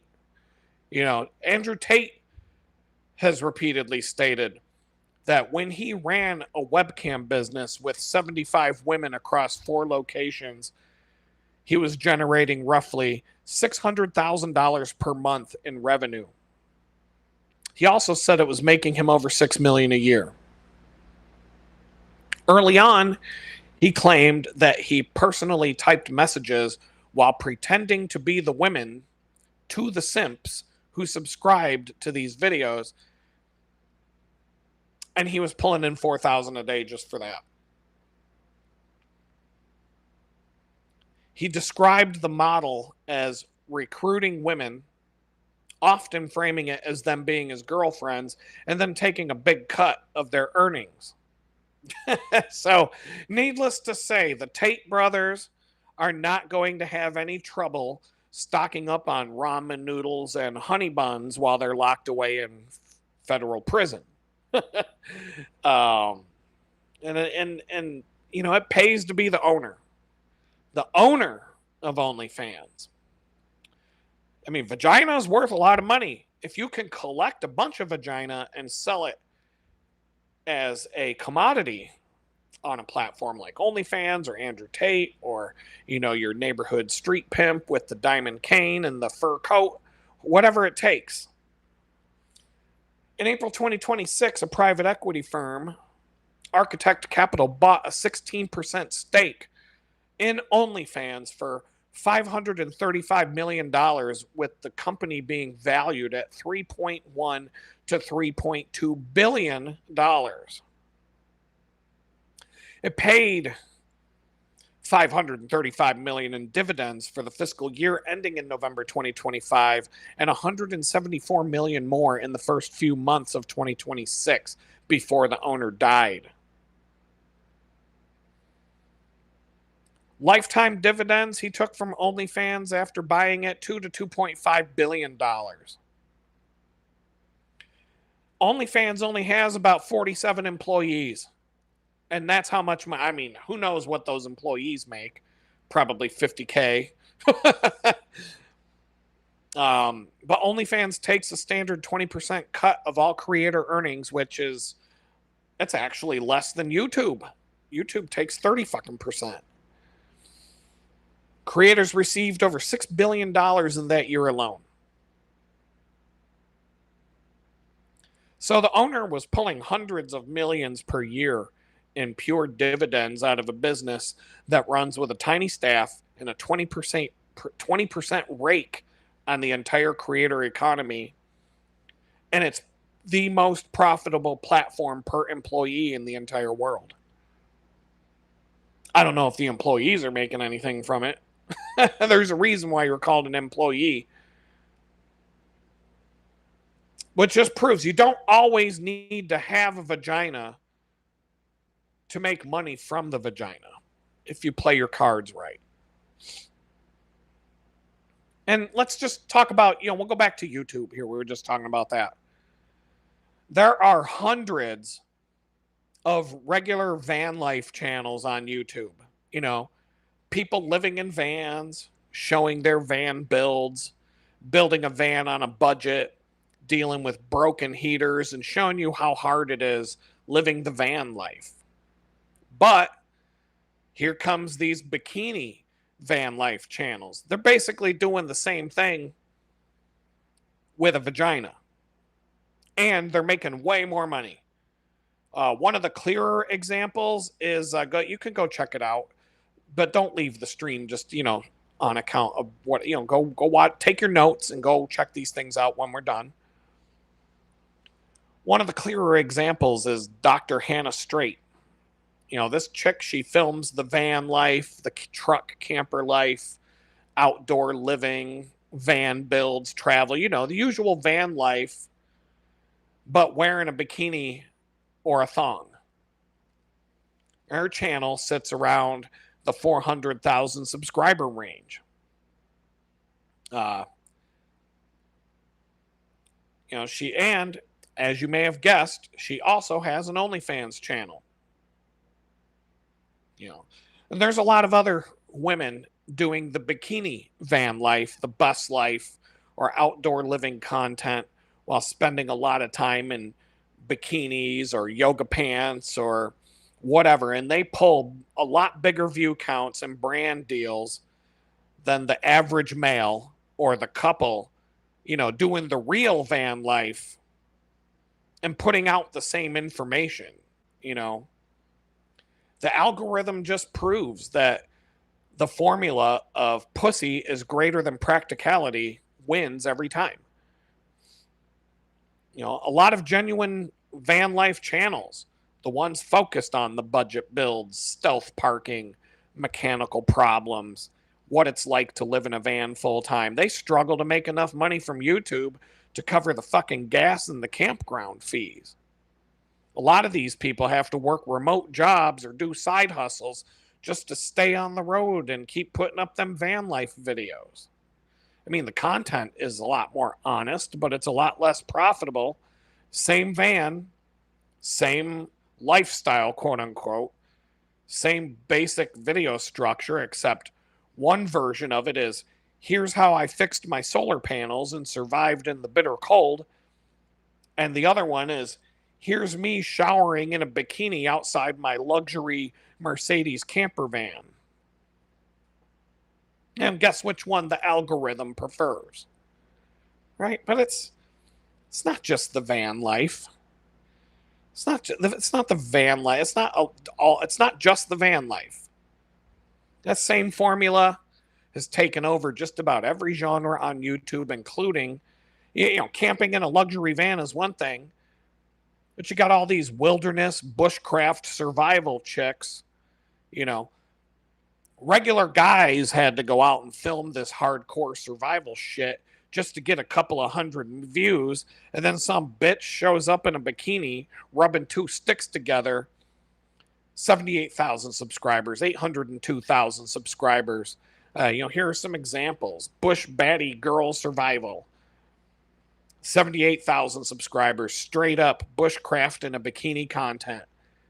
She builds shelters, traps, jungle survival, wearing a thong. Mincy Outdoors, 802,000 subscribers. Same thing. Bushcraft, camping, shelter building, fire starting, foraging, wearing a bikini. Wild Beauty, off grid, 848,000 subscribers. Another bitch in a thong doing primitive off-grid builds, hunting, cooking, and survival in the forest, showing off her ass. There are dozens of these fucking wilderness survival channels from the bikini whore scouts, all earning their big titty badges and selling those whore scout cookies. But then you got these guys like Les Stroud, the Survivor Man, who had to trudge all his fucking camera shit out to the wilderness, carrying his own camera gear, eating bugs, worms, having to drink his own pee, getting bit by animals, surviving in the freezing cold, and all of that just to be lucky enough to catch a break and have his videos get seen. The actual hardcore male survival channels doing the exact same thing without the thong and the bikini struggle against these women and their bullshit. You have all these real dudes trying to show you some real shit, but when you look at the feed, it's all covered with these fake ass videos from these bikini clad women. So whether it's a Sprinter van or a lean-to in the woods, the formula stays the same. Put a vagina in a bikini next to the activity and watch the money multiply. Even the fucking wilderness isn't safe from these bikini-clad whores. And like I said, you can take any genre on YouTube and you're going to find a bikini-clad whore subcategory under that category. You want to learn how to work on some cars? Well, why not learn how to fix cars from a whore? It's not just the van life and the bushcraft. The same formula has infected the car and the mechanic niche. Regular guys wrenching on projects that get solid but limited audiences. Attractive women doing the same exact work, engine swaps, restorations, repairs, while wearing bikinis, crop tops, shorts, or barely their outfits, rack up way more views and attention. These girls get like 400,000 subscribers just for changing spark plugs in a thong. The same tools, same skills, same dirty work, but the difference is in the presentation. A guy covered in oil doing a transmission job is just mechanic content. A woman in a bikini or a tiny shorts doing the exact same job is must watch content for a large chunk of the audience, and the algorithm on YouTube rewards that with higher watch time and recommendations. So, like I said, whether it's a sprinter van, a lean-to in the woods, a lifted truck in the garage, you just put a fucking bikini on that thing and watch the views and the money multiply. I just said earlier, if you can't take the heat, get the hell out of the kitchen. It's nice to meet a woman who can actually cook for a man. But if you just want to learn how to make a decent meal on YouTube, you first have to fight the algorithm and find your way past this army of half-naked women who somehow decided the best way to teach risotto is in a bikini and a chef's hat. Now, I'm sure it beats listening to Gordon Ramsay scream and yell at you while you're trying to make your risotto. But once again, same formula, different kitchen. We got regular cooking channels with people who know how to cook, good recipes, food science, nutrition, and everything else. And they do all right. But the ones that blow up are the ones where the woman's cooking in a bikini, lingerie, or a barely there outfit. And I'm sure when the food inspectors show up, they're going to have something to say about this. Some of these bikini whore cooking shows, 295,000 subscribers and up. I'm not even going to name the names. I don't want to give them any more traffic. They get enough. So the pattern, once again, you can learn how to cook from a fully clothed chef with real credentials. Maybe that chef has a fucking Michelin star. Or you can watch some bitch in a bikini teach you how to cook a Pop-Tart and fuck it up. Which one do you want? The algorithm rewards the skin more than the knife skills. One version teaches you how to make your dinner. The other version teaches you that the dinner was never the main course. The second one teaches you don't need to make dinner if you look like that. From van life to bushcraft to auto garages to the kitchen, once again, the formula stays the same. Add a bikini, and suddenly the most ordinary activity becomes the high-valued content that goes viral on the YouTube algorithm. But, making all those videos is work. You don't got to work that hard if you have a vagina. The whole point of having a vagina is living on Easy Street. Van builds, bushcraft shelters, working on car engines and cooking meals. That's a lot of work. All you really need to do is make one trip to Victoria's Secret every couple of weeks and get yourself a solid panty haul strategy.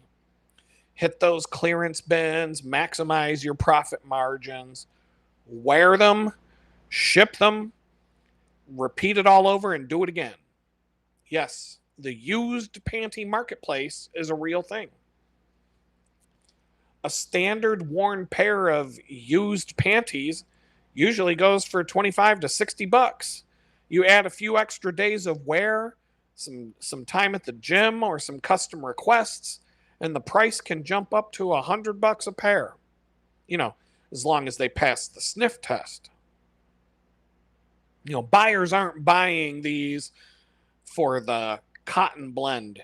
They're ordering for the authentic experience. So the dirtier and the more lived in, the higher the price. This is also why Madonna reportedly has a whole sterilization crew on her MDNA tour After every show, they would go through her dressing room and wipe out any leftover hair, skin, or saliva so obsessed fans couldn't collect her fucking DNA. When even your biological traces have market value, maybe she was afraid that they'd clone her. You start taking security seriously, but panties, selling used panties on the internet is like the entry level version of the same principle. But some of these sellers selling used panties on the internet are making up to $2,000 a month, depending on volume and how much they're willing to customize. And some top sellers claim a lot more once they build a repeat buyer base. I even had one time, story from my past. I had a girlfriend once. She asked me if I'd mind if she sold her used panties on the internet. And I'm not going to lie, at first I felt like that was kind of weird. But I'm like, the more I think about it, if we ever did live together, she's going to need to contribute to that electric bill. I ain't paying all the fucking bills. So, yeah, why not? Fuck it. Needless to say, that relationship didn't work out. But, we got women out here building entire content empires in bikinis on YouTube, and others figured out how to take advantage of the real minimum effort that Vagina allows you to have to make it in life. You buy a cheap pair of panties, you wear it once, throw it in an envelope, and cash out your PayPal account every other day. Low effort. And I'd say that's almost the highest purity of the business model that we've been talking about all night. You're going to wear the panties anyway. Why not? But it doesn't end there. Aside from only wearing panties once before cashing them in, don't let all your profits go down the drain. You got to take it to the next level. Sell your bathwater, your dirty bathwater. There's this chick, her name is Belle Delphine, and in 2019 she sold bottles of her dirty bathwater, and she branded it Gamer Girl Bathwater, and she sold it for $30 a jar, and it sold out in days.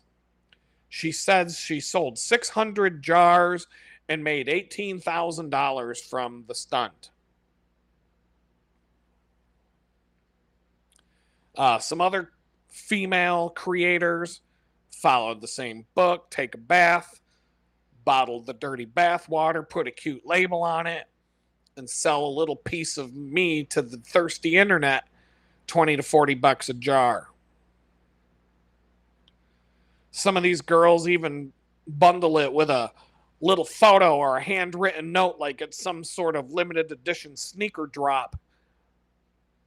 The product is literally gray water that touched a woman's body for 20 minutes. And these guys are fucking drinking it up.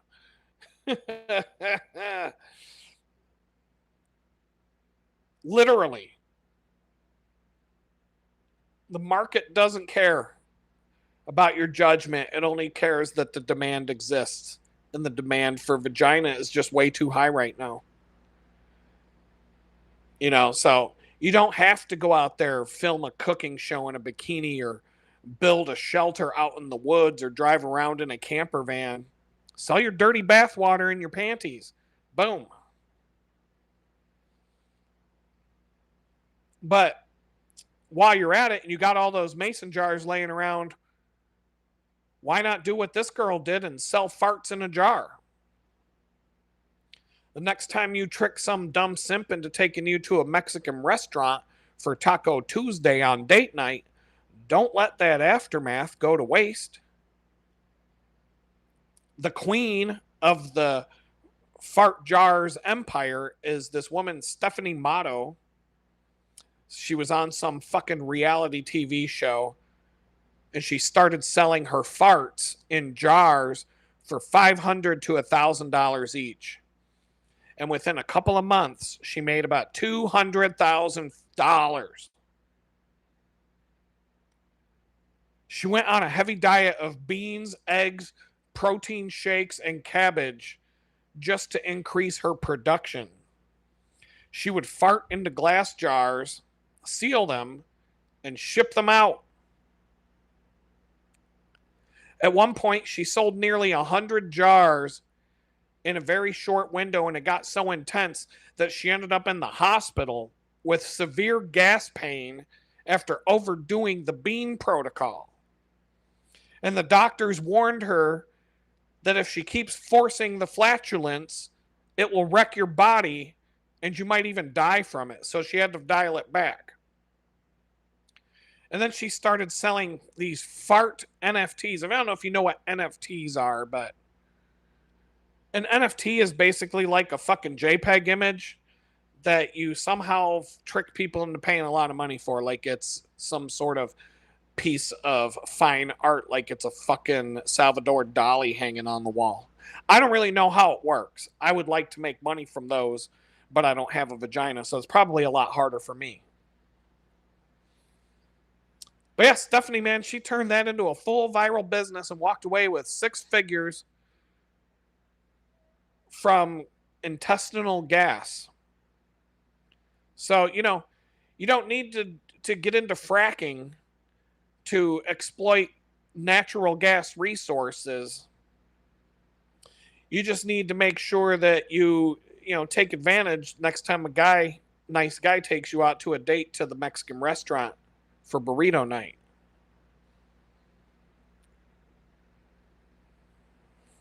Panties, bath water, farts in a jar. So, I mean, that's a lot better than the guy's options when it comes to selling bodily fluids. A man, your options are plasma, donate plasma, jerk off into a cup.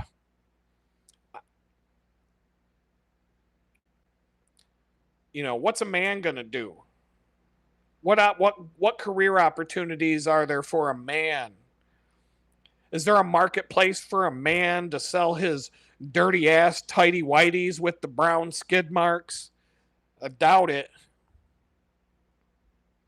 Is there a marketplace for a man to sell his dirty bathwater full of grease and chemical waste and blood from his day job at the chicken factory? I doubt it. I mean, is there a marketplace for a man to bottle up his rotten egg, wet ass farts after eating a plate of hard boiled eggs? Doubt it. Is there a marketplace where I could sell my Fremunda cheese? I mean, even if I let it age for 6 weeks and scrape it into a fancy little package like those cute little Baby Bell cheese packages that all the girls go nuts for, could I sell my Fremunda cheese? I doubt it. I think the market has already spoken. One set of biological byproducts is a viable side hustle. The other is just laundry day and putting a fan in an open window. Equal rights. Yeah, that's what they keep talking about. It's a great idea. But, these so-called equal markets have completely different rules. And these are not the only biological byproducts that can turn into a lucrative side hustle, as long as you're willing to put in the hours. You remember the Octo Mom? Remember her? Remember, not what is her name? Nadia Suleiman, better known as the Octo Mom. Back in 2000, she gave birth to octuplets on purpose, 8 babies at once through in vitro fertilization, and she already had 6 kids. So she had 14 fucking kids. And bitch needs to drive her family around in one of those church buses that the black people take when they're going to the Southern Baptist Church. Like, the media went insane, and she took full advantage of that. Take it from me. There's no such thing as bad press. As long as you can get famous, you can make it work. She goes and makes herself have 8 babies when she's already got 6. And now she's doing interviews, photo ops, public appearances with her sob story about how hard it is and how much help she needs. And people fucking donated to her. Money came flooding in. I remember they gave her a fucking minivan on one of the talk shows, and she was making money hand over fist. She turned the chaos of having 14 kids on purpose into a fucking sob story that got her all this fucking attention and all this money. When the donations and the media money slowed down, well, she did what girls do. And 2012, she filmed a solo adult video called Octomom Home Alone. And she had to do some topless modeling, and she had to become a stripper. Oh, poor Octomom. She said she needed the money to support the kids. But at least there's options. If a guy goes and has 14 kids, you'd be paying so much money in fucking child support that you wouldn't even be able to have a home to come to after you're done working, so you may as well just work 3 jobs a day for 8 hours a shift. And you still won't even be able to buy groceries. But if you're a woman, you want to have 16 fucking kids, the whole country will feel sorry for you and pay your way. If you have a vagina. But most people struggle to support 1 or 2 kids. This bitch goes and has 14 kids and found a way to cash those checks.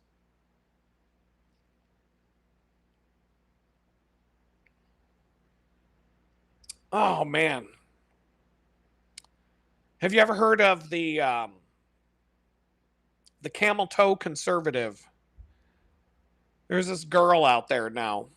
They call her the camel toe conservative. 19-year-old Miami influencer and content creator Savannah Cannon. She basically started a political podcast on social media where she sits in a chair with her legs spread wearing yoga pants, having everybody look at her camel toe while she talks about Kamala Harris and Washington, D.C. politics. And her content has exploded and she's making tons of money. I sit around bitching about the government all fucking day on YouTube, and it takes me 3 to 6 months to get my minimum payout.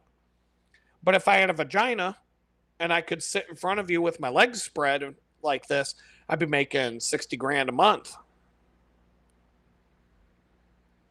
She's learned from the best. She's using the same visual language that works on OnlyFans and applied it to a political podcast. And the MAGA and the young male viewers have shown up in force. Of course they did.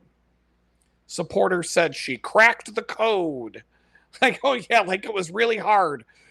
That was like McNally cracking a fucking master lock in 2.5 seconds. Oh, but they say she's actually doing a good thing. She got young guys who normally scroll past political content to actually sit and listen. They're not listening. They're not listening to a word you say, honey. But, I'm sure she's got an OnlyFans page, and this whole political podcast shit is just a funnel to get you all to go there and pay her. But I mean, this is, once again, it's just the purest version of the modern economy. You don't have to make porn anymore. You don't even have to show your actual vagina.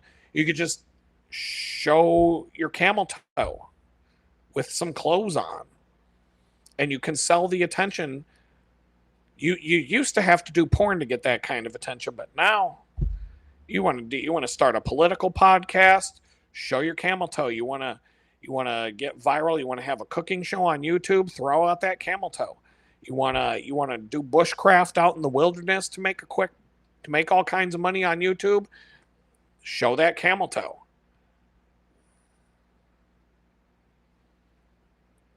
Monetize. the male gaze. She's not reinventing the game. She's just playing it on a new map.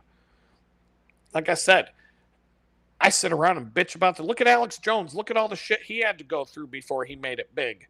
Sitting on public access TV screaming and yelling like a lunatic for like 10 fucking years before anybody listened to him. This bitch shows up, spreads her legs, shows her camel toe, puts a Rode microphone in front of her. Boom, insta famous. She got more people watching her podcast than InfoWars.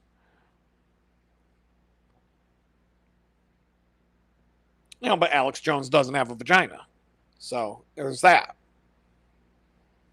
If I ran for office for the chief town garbage collector, I would probably lose that election. But if I had a vagina, I could get elected to Congress. Right here, you're looking at Anna Paulina Luna, the Republican congresswoman from Florida. Before winning the election and all the committee hearings, she got famous building an online following the same way all the women we've been talking about all night did. By putting her ass in front of a camera. Dancing around in swimsuits for Maxim and Sports Illustrated. Oh, and she had to get the MAGA vote, she had to do a bunch of pictures in a camouflage bikini carrying a gun. She worked as a cocktail waitress in a gentleman's club. I'm sure she did a few dances on the pole. She understood how to grab those votes, and she took all of that attention and redirected it into conservative politics. Worked with Turning Point USA. There's no whores that work for that organization, none at all. In 2022, she won a seat in Congress. And we all know why she won. And what's her net worth? $174,000 a year just from her congressional salary. But her estimated net worth is about $600,000, which is actually pretty low by congressional standards. But once again, she has a vagina, so that's $600,000 in her bank account, along with a lifestyle where she doesn't have to pay for anything ever. So that money goes a lot farther when you have a vagina. She used that visibility and the simp energy as a launch pad into political power. And, that comes with that steady six-figure government paycheck isn't bad when these Congress people only work like 30 days out of the year. It's not bad money. $174,000 a year to work for like a month. They take the rest of the year off. Show up every 6 months for a couple of days to send a few $1 billion to Israel and tell the American people to go fuck themselves and go back home. But I mean, this is advanced game right here. Most of the women that we've covered, they monetized the attention directly. OnlyFans, brand deals, viral stunts, like sex tapes and everything else. This chick monetized it to get into political power. And who knows where it'll go from there. You get the MAGA guys to notice you, follow you, want to be with you. And then when it's time to ask them to vote for you, they're showing up in droves. And you can sell the swimsuit photos for campaign money. And you could just rock that swimsuit all the way into the House of Representatives. On the other hand, you could go the opposite direction. And you could become a smoking hot congresswoman first. And then once you get into office, you divorce your husband, get caught handing out hand jobs in a movie theater, and then prance around in bikini pictures showing off your crazy ass giant wraparound tramp stamp.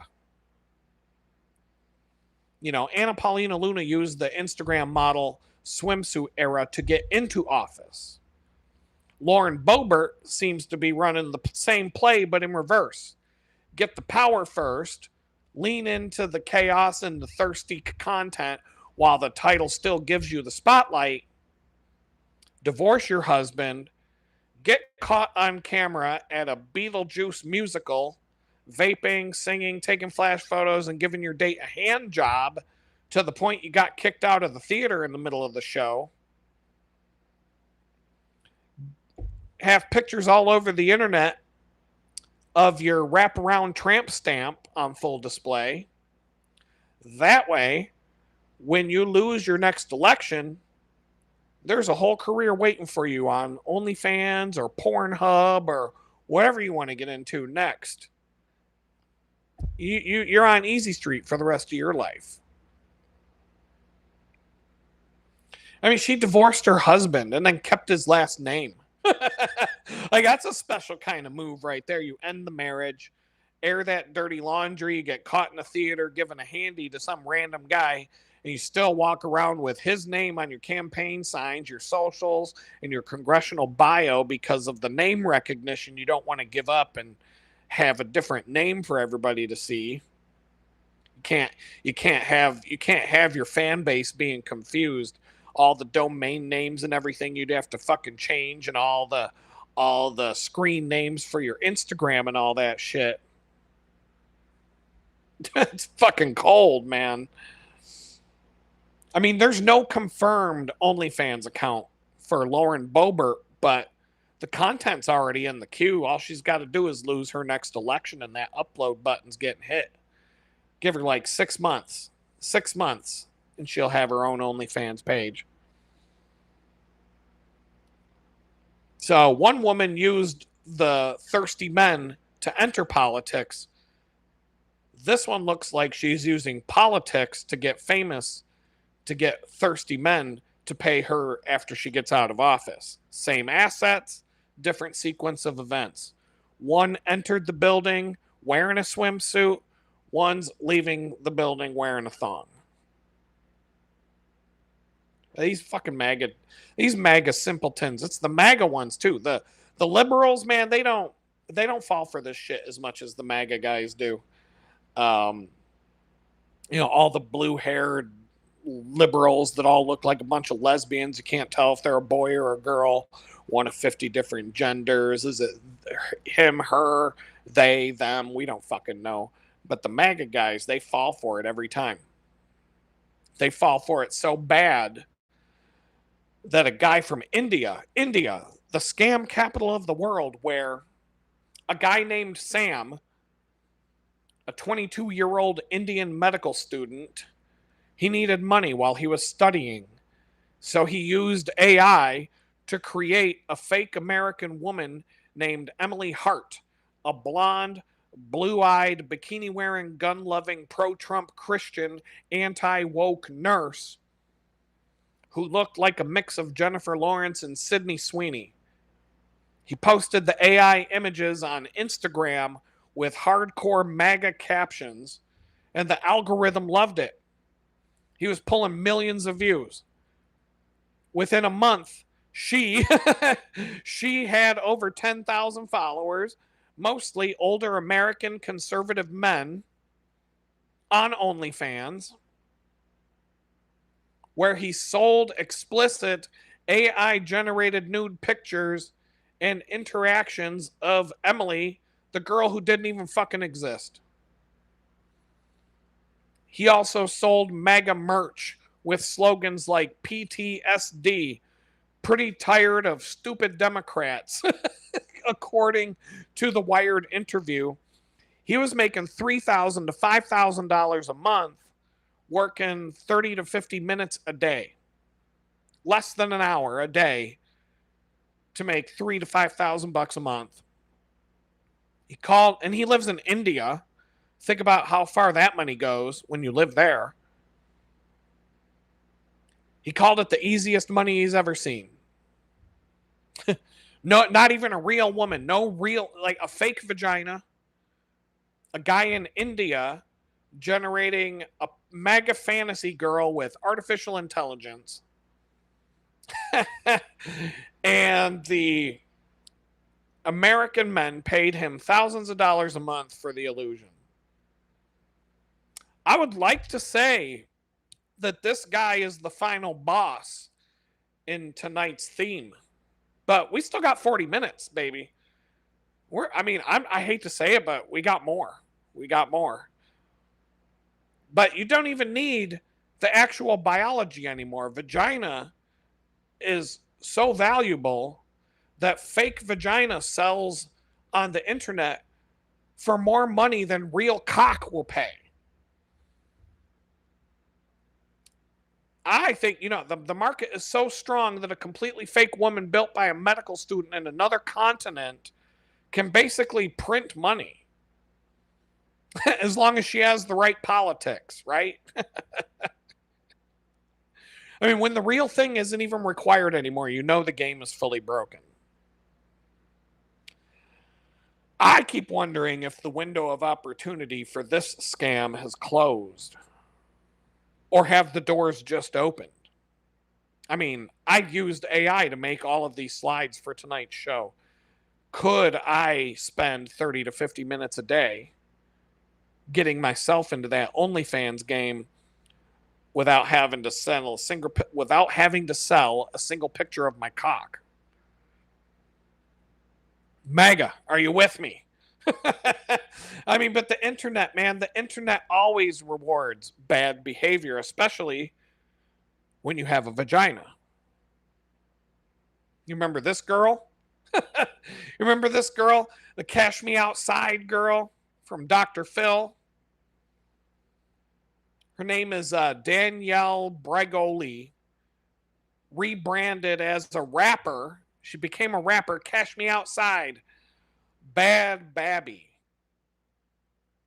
In 2016, at age 13, she appeared on Dr. Phil with her mother in an episode about her out-of-control behavior, stealing cars, wielding knives, twerking, the whole nine.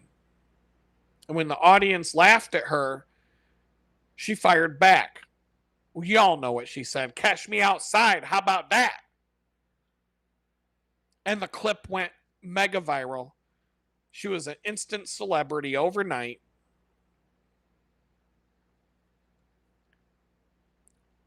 And she leaned all the way into it. She got a record deal. She dropped a rap song, including the hit These Hoes. She built a massive social media following, merch, endorsements. She had her own fucking reality show. She turned treating her mom like shit into a whole career while still being a teenager. And then she turned that magical age of 18 years old in 2021 and joined OnlyFans, where in the first 6 hours, she made over $1 million. This bitch made over $1 million in 6 hours because she told her mom to fuck off. This fucking snotty little bitch told her mom to go fuck herself and got paid $1 million in 6 hours. By the end of the first day, it was several $1,000,000. She made $71 million on OnlyFans in 3 years.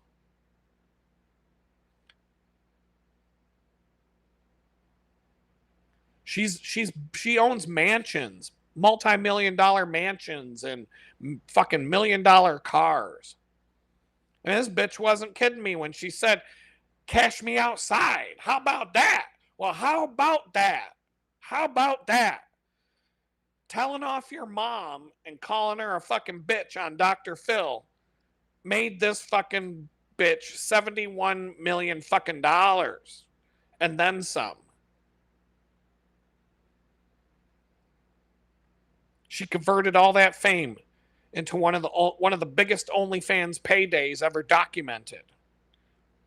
From Cash Me Outside to literally cashing in at a level that even big name rappers don't even see that kind of money.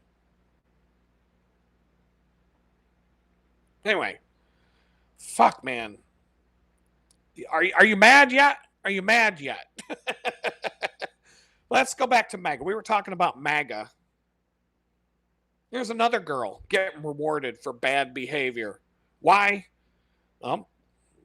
the usual, because she has a vagina. This one, her name is Shiloh Hendricks.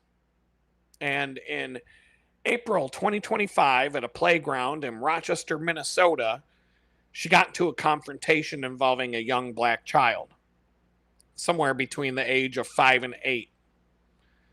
And someone filmed her repeatedly using the N word, calling a little kid a stupid little N word.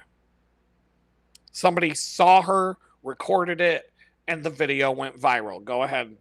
I'm not pulling it up. And of course, the public reaction was all over the place.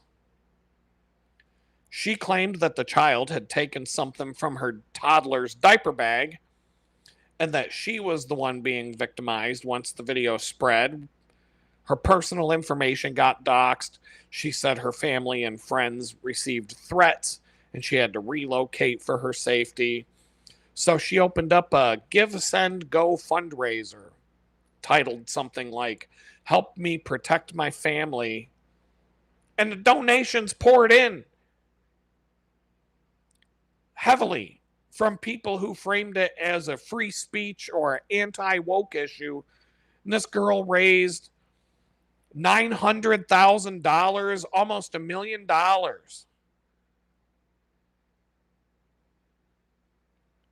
And meanwhile, a separate fundraiser for the child's family only raised 340 grand.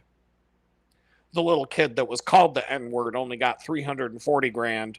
The woman that called the little kid the N-word got 900 large. She was found guilty of disorderly conduct, probation, a fine, community service. But even after the guilty verdict, the fundraiser continued to raise donations. So, another example of bad behavior and a vagina and the right political tribe equals financial reward. She didn't invent a product. She didn't build a brand slaving over it for years. She didn't have a new internet startup. She didn't have to go on Shark Tank and make a deal with Mark Cuban. None of that shit. She had a racist outburst on a playground, claimed victimhood, and walked away with 900 large from people who wanted to own the libs by funding her. So, if you have a vagina, screaming racial slurs at a kid on a playground can become a 6-figure payday. You could get $1 million. If you have a vagina and you call a kid the N-word,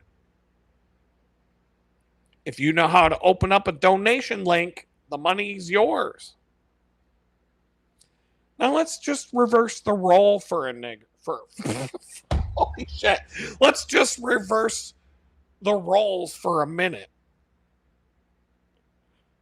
What if you're a white man and you showed up at that same playground and you start calling little black kids the N-word? What do you think's going to happen? Have any of you ever seen the movie Die Hard with a Vengeance? I think it's the third Die Hard movie, where they made Bruce Willis walk around the middle of Harlem wearing a big wooden sandwich sign board around his chest that said, I hate N-words on it. And fucking Samuel Jackson had to step in and save his ass from getting killed. Fuck, nigga. I can't even say the N-word with the hard R, even in the context of this video and describing what this woman did without risking the algorithm and the advertisers and possibly my safety.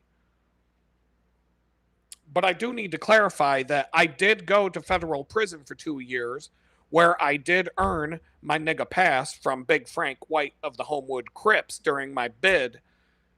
So I'm safe. So long as I don't drop the hard R, I'm safe. Just FYI. But what would the real world consequences be for a white man who shows up at the playground and starts calling little kids N-words? On a Chicago train platform back in 2018, a white man was caught on video repeatedly calling a black man the N word on one of the train platforms. The black man calmly took off his glasses and his shirt, and then he beat the absolute shit out of the guy. And the video went viral. And there were no charges against the guy who threw the punches. He got a free pass. He got a nigga pass. In Mississippi, a white man walked into an all-black club in Marshall County, Mississippi, and started yelling the N-word at patrons. Real smart thing to do. He was stripped of his clothes and beaten with poles and sticks, and he ended up in the hospital with a broken jaw and other injuries. So, I don't know, man. Using the hard R, N-word, in mixed or majority black communities is one of the fastest ways to turn a verbal exchange into a physical exchange. I mean, just, handy tip. If you ever find yourself walking down Martin Luther King Boulevard and you've got the urge to drop, I wouldn't even go with the soft R. And keep your fucking mouth shut. Unless you have a vagina. If you have a vagina, let it fly. You're good. But the goat, man, the goat, we just talked about how MAGA owned the libs by paying a woman about $1 million who used that hard R on the playground, claimed victimhood, and walked away with almost $1 million. But those libs will not be outdone. Here comes the GOAT. Y'all know who I'm about to drop. In January 2023, Lindsay Clancy, a Massachusetts nurse and a mother, strangled her 3 young children, ages 5, 3, and 8 months old, while her husband was out picking up food. She then jumped out a window in a suicide attempt, but she survived. And her defense has centered on severe postpartum mental illness and psychosis. The basic facts of the killings are not in dispute. Nobody's disputing the fact that she strangled and killed her own fucking kids. And while she sits in court facing murder charges, a large group of supporters, the libs, mostly women, have rallied around her. They show up at the courthouse in pink, holding signs like "Believe," "She needed help," and "Pray for Lindsay." Pray to who? Satan? Some of the courtroom spectators have been described as insane, almost cult-like. But that's not all. A GoFundMe set up for her parents to cover years of travel, lodging, and living expenses while they support her through the case has raised over $1 million. Earlier fundraising around the family also pulled in significant money. So yes, after killing her babies, hundreds of thousands of dollars to over $1 million flowed in from people who frame her as the victim of a broken mental health system.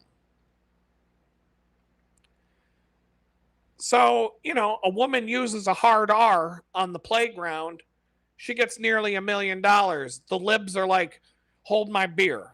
Watch this. Woman kills her 3 children, gets over $1 million on GoFundMe. Once again, if you have a vagina, you'll get rewarded for bad behavior all day long. One side paid a woman for screaming racial slurs. The other side paid a woman after all 3 of her children were murdered by her. Both sides found a way to turn extreme behavior involving kids into a fundraising business. I mean, these liberals, I guess they're trying to get it so that they can have an abortion anytime they want, even up when the kid's 10 years old. They love their abortions so much that they want to be able to have an abortion when the kid's 5 years old. Watch out, kids. I feel sorry for any kid whose mother donated to that chick. Those kids gotta be scared shitless if they found out her mom donated to that. I would try to go live in a foster home. I'd make up some shit. My mom beat me. My mom touched my pee pee. Get me out of here. I would lie. I would be like, put me in a foster home. I'd run away. I'd fucking run away. I'd hide in the woods until I'm 18 years old and there's nothing they can fucking do. If that was my mom giving this woman money for killing her kids. I mean, here's the thing, man. The last time I checked, the only way that a man can get away with killing kids is if he's rich enough to afford a private jet to Epstein Island. But even then, he has to pay for killing the kids and raping them. He's not getting paid for doing it. In fact, if you're not a billionaire who can afford to take a private jet to Epstein Island to rape and kill kids, you might go to prison for that shit. And have any of you heard how they treat people behind bars who go to prison for harming children? Let's just say you're not going to have a good time. So, where can we go from here? I think we're done for the night. You know, tonight we walked through the modern sexual and attention economy and we asked one simple question. Why does having a vagina unlock so many paths that simply don't exist for men? And we started with the hard reality for men. A broken economy, rising grocery and gas prices, and a physical job that destroys the body, cubicle jobs that destroy your soul. If you're desperate, you can donate plasma, sperm, with real risks and low pay, no easy mode, no safety net. And then we flipped the script and we showed the female toolkit. You're hungry, you need something to drink, free drinks and free meals just for showing up at a bar or opening up a dating app. Instant roadside assistance when the car breaks down, faster than calling AAA and waiting for a tow truck. Bikini van life, bikini bushcraft, bikini car repair, bikini cooking channels on YouTube that outperform the same legitimate content made by men. Selling used panties, dirty bathwater, farts in jars to make real money. More money than most of you will ever make in your life. Turning bad behavior into six-figure crowdfunding. Cash Me Outside Girl, Shiloh Hendrix, dropping the N-bomb at the playground, getting $1 million for killing your kids,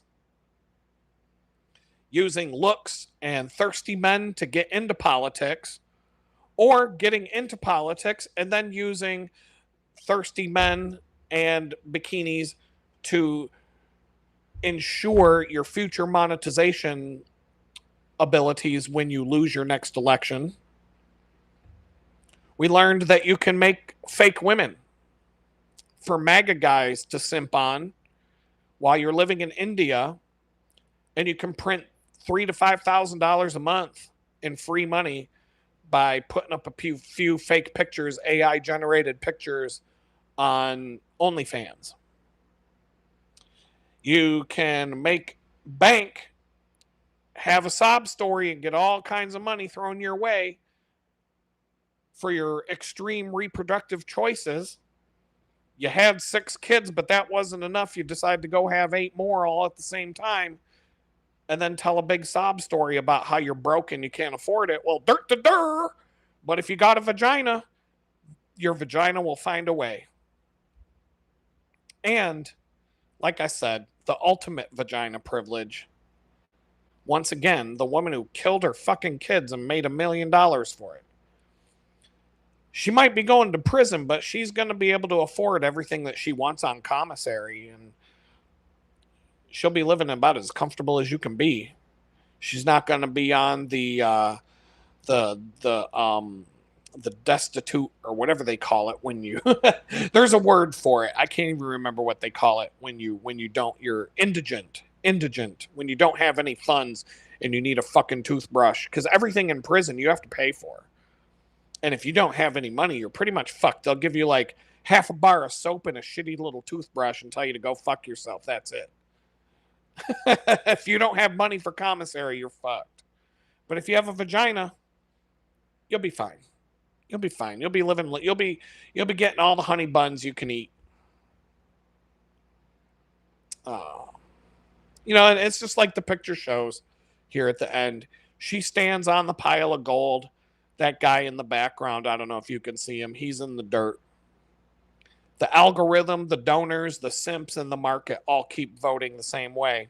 And so, ladies and gentlemen of the jury, I feel like I have proven my case. And once again, I wish I had a vagina.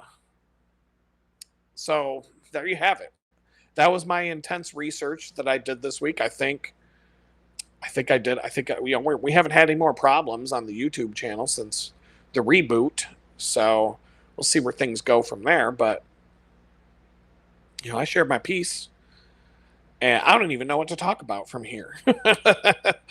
I don't even really know what brought this up. What brought this up this week as a topic was that woman. When I found out that woman got $1 million in donations after she killed her kids, that was like mind blown. Because I've been talking about this subject on this channel for a while. Here and there, small doses. A lot of the stories I shared tonight, I've talked about before, maybe not all at once. I just figured I had to tie it all together. But, like, what's next? What's next? What's the next way that you can make money with a vagina that outdoes the woman who got $1 million for killing her kids? I mean, the only thing that even comes close to that, I'm going to have to look this up, because this is what I know, but I don't know if what I know is real. So I'm going to look it up and make sure. We're going to talk about facts before I even say what it is. We're going to have to go to Gemini. I blew through my Grok credits making all those fancy slides for tonight's video. And I want to turn that into a long form video where it's a little bit more thought out, concise, doesn't take 2 hours to talk. And so I'm going to use all the, I keep saying I'm going to do this, I'm going to do that. I hope I do. I hope I do. I would much rather like to, I would like to get back to doing like long form videos that aren't live. My editing speed is a little bit better now. I've been editing so many videos for another client lately that it's just, I'm kind of on point and I'm used to it now. I've got bigger hard drives. I finally took care of that problem about a month ago. I've got space to store it now, at least for another year. And it looks like the prices might be coming down soon because they're about to flood the market with new RAM. So maybe their new hard drives will be flooding the market soon for all these fucking data centers. But let me see how.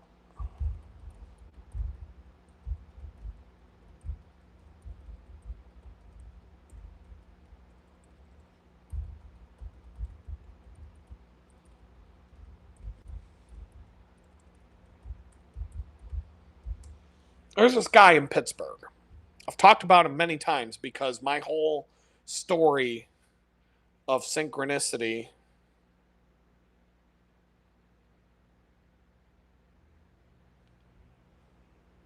no, he definitely, hold on.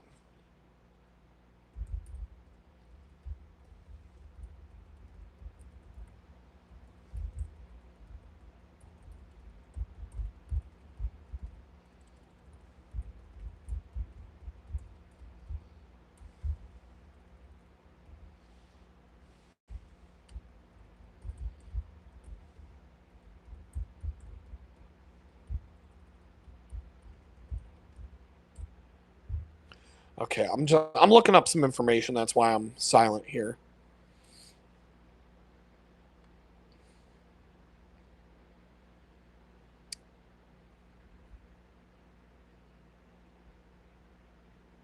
I think this is a rumor. But as far as I was aware, this was a fact for a long time. So, but I don't even think it's real. Um, oh my God. So, y'all know that I went to federal prison for social media posts on the website Gab. I never even knew about this website until there was a day in Pittsburgh. I can look up the day, but I had just been laid off from a job. So I was home. I was on vacation basically. I had a new job almost locked up that would start January 1st, but this is like the beginning of October. So I was kind of lounging around because I was looking for a job, but I had a good severance package, etc. Well, this one afternoon, news reports start popping up. This guy walked into a synagogue in Pittsburgh, where I lived. Well, I lived outside the city at that point, but I was just in Pittsburgh that day. He shot 11 people in a synagogue and killed them. Then then the cops shot him, but he didn't die. His name is Robert Bowers. And when this happened, they started blacklisting the website Gab all over television news, all over the news. They were trying to shut down the Gab website because when Robert Bowers went and shot all those people, he put up a bunch of anti-Jew posts on social media on that site. And so they didn't blame they blamed Gab for the Jew killer. You'll find out in a minute how he got that name. Well, we know how he got the name, obviously, but where I heard it for the first time. So I didn't know about Gab until this. And I'm like, they're trying to shut down a social media platform because a fucking nut job posted some shit before he went and killed people. Didn't they just live stream a shooting on Facebook? Like there was a mass shooting in New Zealand and the shooters live streamed it on Facebook. I mean, you can get the video. You can find that video to this day. I'm not going to. I don't need to, but I saw it. Live streamed on Facebook. So if it's live streamed on Facebook, that means it's on the internet forever. Like I said, you can find it You can find it in 30 seconds. They didn't decide to shut down Facebook because a bunch of killers live streamed a mass shooting on their platform. But this nut job posts a couple of anti-Jew rants and they decide we need to shut this platform down. And so I was like, well, fuck that. That's some bullshit. So I signed up for an account. And I started talking to people. I started connecting with people on there. It has this label as the Hitler Nazi youth social media platform. And yeah, they're there. Have you ever been on X? Have you been on X since Elon Musk took over? I see a lot more crazy shit. Hard R, N words, and Jew posts and all kinds of crap. That way more of that than I ever saw on Gab. But Gab at the time was the only free speech platform. So I started out with a pretty tame Gab account. I was posting my photography and I was just talking to people, and I wasn't posting memes. I wasn't doing anything. And I was getting followers. I was making, online friends and whatnot. And I found out Andrew Torba, the CEO of Gab, he lived in Pennsylvania, other side of the state near Scranton, about a 2-hour, I want to say a 2-3 hour drive, maybe, I don't know, maybe 4, but like a half day's drive. He lived close. So I sent him a couple of emails. We started talking. He responded. We started talking back and forth. He said he could use somebody who does what I do, and I started working for them. Long story short, they had a guy who was basically the lead tech guy. He lived in Pittsburgh. I lived in Pittsburgh. So, like, we all kind of connected. I started working with them. It was kind of weird, but, he always paid me. If I'd send him an invoice, he'd pay me in like 10 minutes. Like, seriously, a wire transfer would show up 10 minutes later. Was a nice guy. I liked everybody I worked with. I liked working on the project. It was a little bit crazy, chaotic, and I don't want to get into the details there, but I worked for them for like 8 months, and then I went and got a job at another company that was going to be basically demanding my full time. That company later fired me for not taking the vaccine, even though it was a remote job when I started working for them. So, we all know what happened. I posted some angry shit on Twitter or on Gab. I always say Twitter because it's like when I tell people I'm from New York, they assume I'm from fucking Manhattan, from New York City, even though New York is a big state. The Adirondack Wilderness in New York State is like the biggest area of wilderness in the whole country, just about, other than Alaska. It's huge. And there are hardly any roads. And the Adirondacks in New York, the mountain range, the Adirondack Wilderness is bigger than a lot of U.S. states, and that's just a small part of New York. But when you tell people you're from New York, they're like, "Oh, you're from New York City, Manhattan, blah blah blah, Brooklyn." I've been to Brooklyn. Like, bitch, I'm from the other side of the fucking state. Look at a map.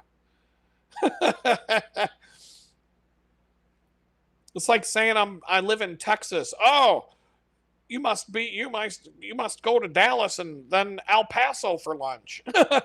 You go to Dallas for breakfast and have lunch in El Paso. No, it don't work like that. It's a big state.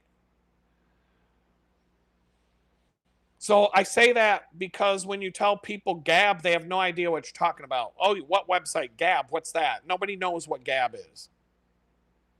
But so nobody knows what Gab is. So I always say Twitter. I got in trouble for a Twitter post, even though it wasn't Twitter.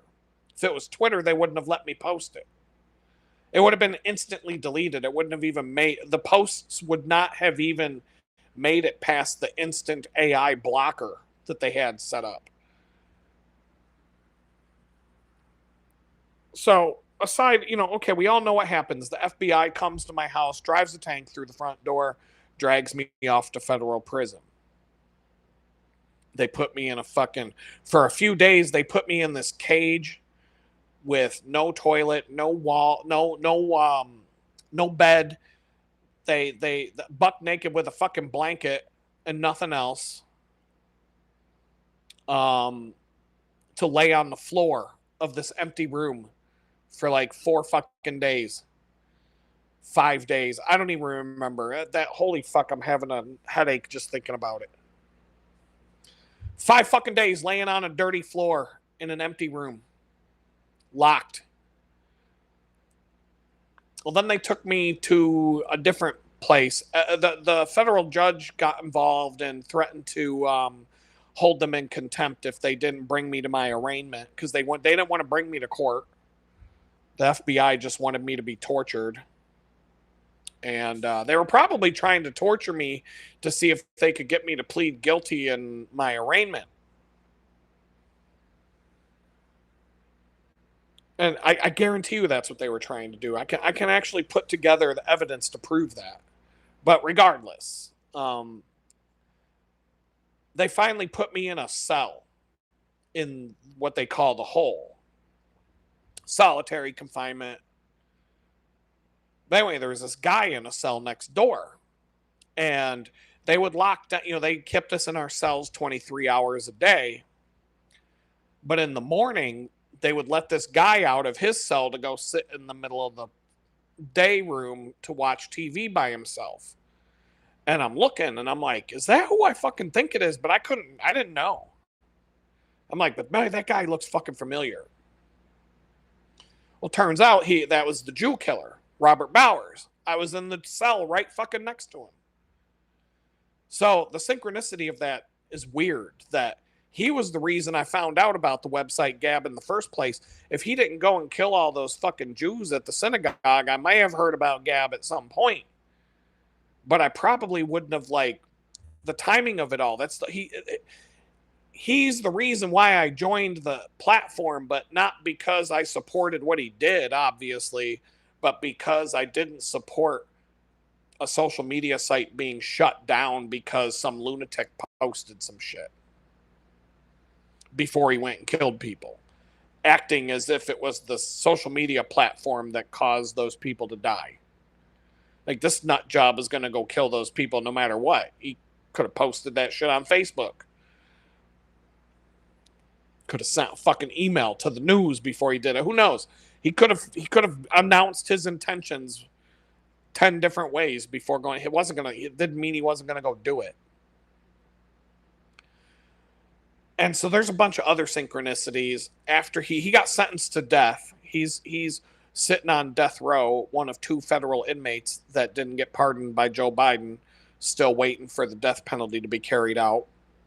And when he was given the death penalty, I worked in the prison kitchen.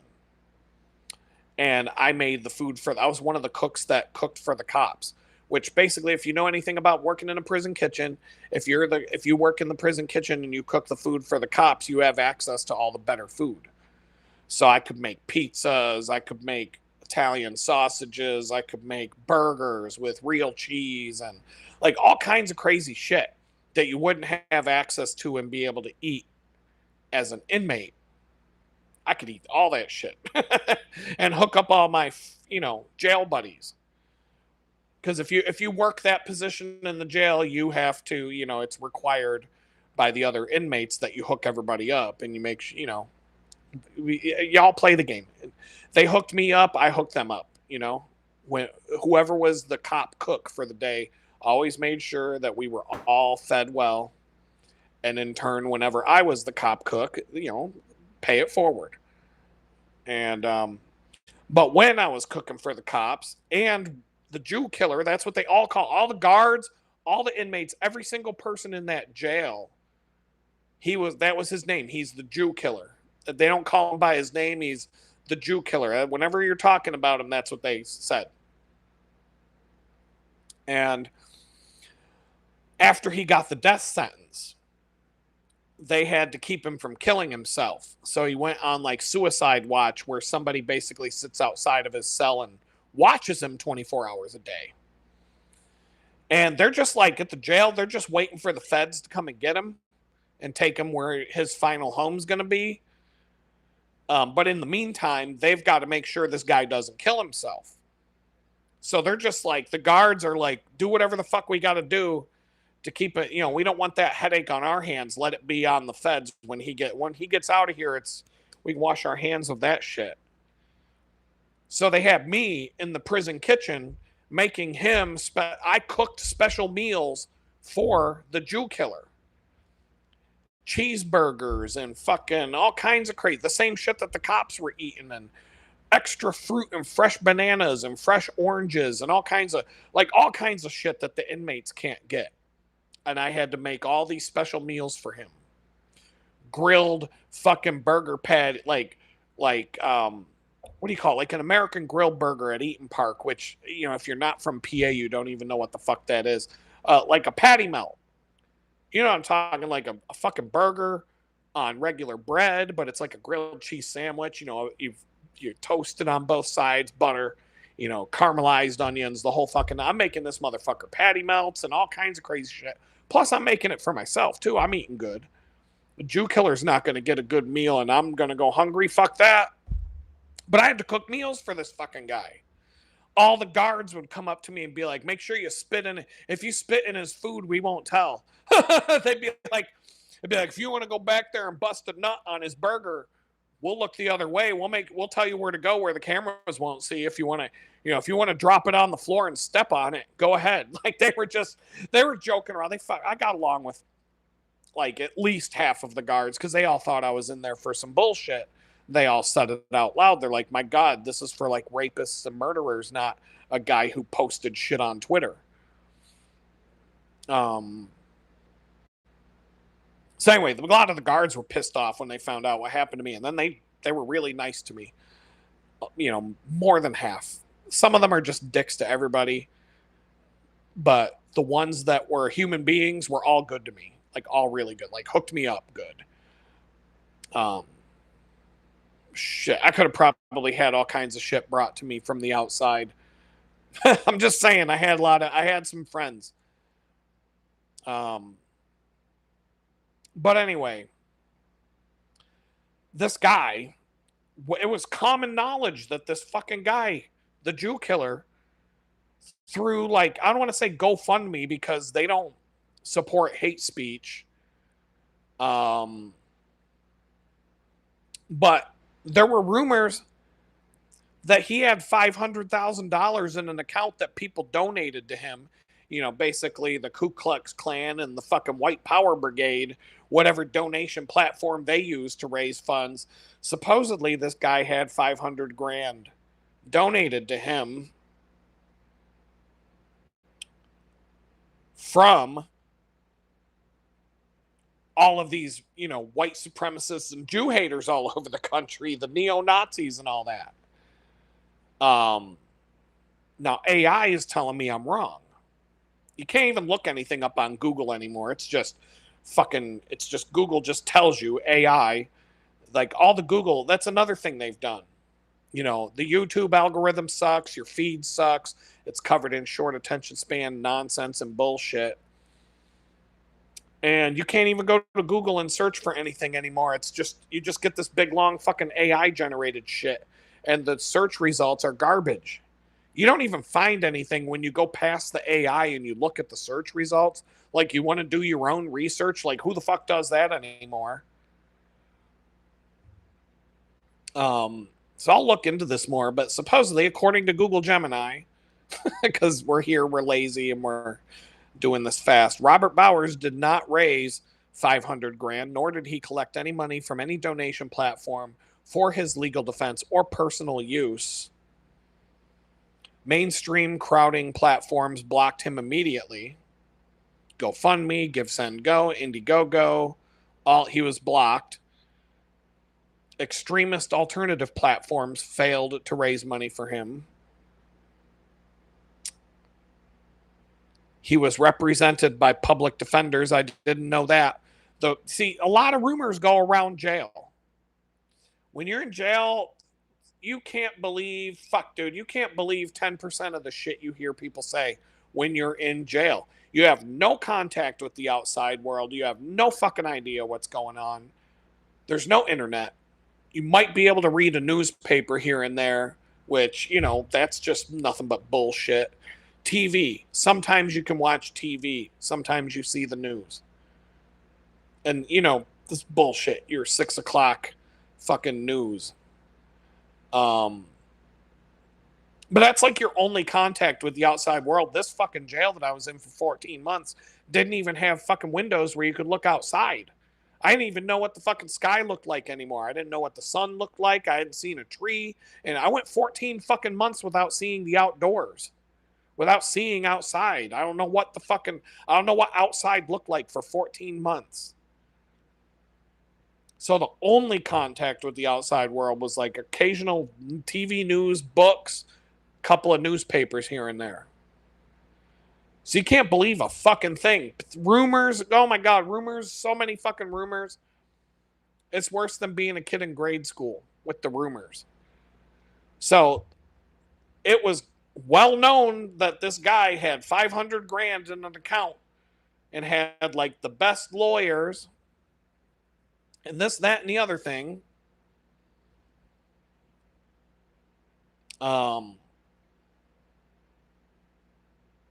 But no, I can't find any proof. I can't find anything that says that guy, he had money though. He had money. The guards always told me that his commissary was full. He was able to spend the maximum amount on commissary every time commissary came up. You go through, you have like a spending limit. Um,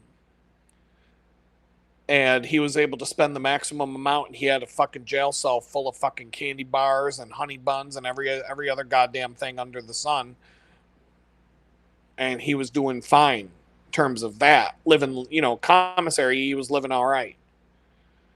um where that money came from, I don't know. Maybe he already had the money. I do not know. He had people on the outside helping him out, I don't know. But I always thought that that was real, that he made 500 grand in donations after shooting 11 people in a synagogue. So I guess I wasn't that surprised when I found out this woman, she killed her kids and people donated $1 million to her. Now, if all of these GoFundMe and Give, Send, Go and all that don't have a policy to prohibit raising money for violent criminals, how did they let this woman raise over $1 million for killing her fucking babies? Like, it must be, GoFundMe must be run by the liberals, and killing babies is like, that's basically abortion. That's all she did was get an abortion. Her kids just happened to be 5 years old. But they still look at it like, oh, fuck it, it's just a fetus. I don't know, man. This world is so fucking gone, man. This world is so fucking gone. But yeah, YouTube didn't like anything I had to say to you guys tonight. And I did put in some time on this shit. As you can see, I made all those slides. Yeah, GoFundMe dropped all kinds of conservatives raising money. That's why Give, Send, Go came out. That's the alternate. That's the right wing GoFundMe.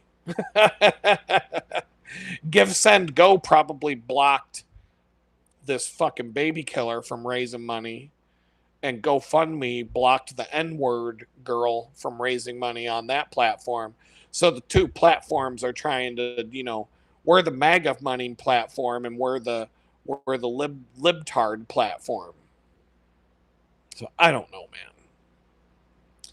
All I'm saying is, I wake up every morning and I'm like, I have to fucking sit down and work and go to this fucking bakery job and try to put my life back together. And I'm like, if I just had a fucking vagina, I'd be making the money and I'd be fine. I'd be right back on my feet. But here I am, having to work and bust my ass and do these fucking YouTube videos. But no, I enjoy it. I'm glad to hang out with you guys, and all you guys that stayed for the long haul. Cool, man. I'm tired. I'm gonna call it a night. I think I'm gonna make a little something to eat, sit down. It's really cold in here right now. I've got the AC maxed. It's still like 102, 105 degrees every day. But I got a tiny little $150 window air conditioner to put in the other room, and I only turn it on certain times. I got this little thermometer here next to me, this little desk thermometer, and around 2 o'clock in the afternoon, that thing will be reading like 84, 85 degrees, and I'm like, damn, it's hot. Even with the air conditioner that's right next to me on full blast and a fan pointed at me, blowing the cold air directly on me. But so I took a chance. I'm like, I'll get this little air conditioner from Amazon and see what it does. It's not great, but when I turn that on in the middle of the afternoon, set up the fans a certain way, that little thermometer will go from 85 down to like 74 in like half an hour. So if I time that'll get me through the rest of the summer. I don't mind it when it's hot outside and I'm outside doing something outside. I don't care about the heat. I mean, I'm going to be sluggish. I'm not going to be the same. I'm not going to have the same energy to do stuff when it's 102 than I'm going to have when it's 82 outside. I'm going to wear different clothing. I'm going to wear a shirt where the sweat evaporates, cotton kills, or you're just going to look like, I don't know. I know the word I want to say. I'm just, I'm not going to say it, but I'll be very wet, and it won't evaporate. But if I wear a shirt like this, a wicking synthetic shirt, I'll be fine outdoors. And even if I get a little sweaty, it'll dry as soon as I sit still for a minute or have some airflow going over it. Um, there's a concert on Friday. What's his name? Jack Johnson's playing, and I keep putting off getting a ticket. My friend's got tickets already. His whole family's going. And so I went and looked last night. Now the tickets are like $25. And I'm like, booyah, pays to procrastinate, because at first they were like $70. Then they dropped to like 45, but now they're like 25. If I wait another day, maybe they'll be 10. I don't know. But I guess I'm going to go to that show. We'll hang out with my friends. It'll be like the second time I've done something fun since August 12th, 2022. So, but yeah, tonight was fun. I'm glad you guys came out to hang out. Sorry about the technical difficulties, but that was on YouTube. I didn't do that. Hasn't happened for weeks. Then all of a sudden everything goes downhill. I think I know why. But we got through it. YouTube just didn't want me picking up, they didn't want me to pick up an audience tonight. They're like, we'll put the kibosh on that, get everybody to leave. And then when he finally gets back online, everybody will be gone, and it'll be back to the OGs and the hardcore fans. So anyway, I'm going to let y'all go. And I'll probably do something next week. It's easier to get the time to do these live streams, to just sit down and do it, even if I got nothing planned out or nothing thought through. It's easier to do it than it is, than it is to do a long format edited video. That stuff's a lot of work. It would take more hours out of my week to do that than this. But I don't know. I want to do more. I don't know, man. My hours are, every time I turn around, I'm just behind. I'm behind. Every time I move. Some things have got to change. There's some positive stuff going on. I'm not bitter. I'm not upset or angry about any of it. It's just, I'm just trying to figure out how to fit everything in. And so with that, maybe there'll be more fun things to talk about next week. Until then, memeteam6.org if you want an invite. Hook a brother up. Let me know. I'll get you in. Other than that, I'll see you till we talk when we meet again.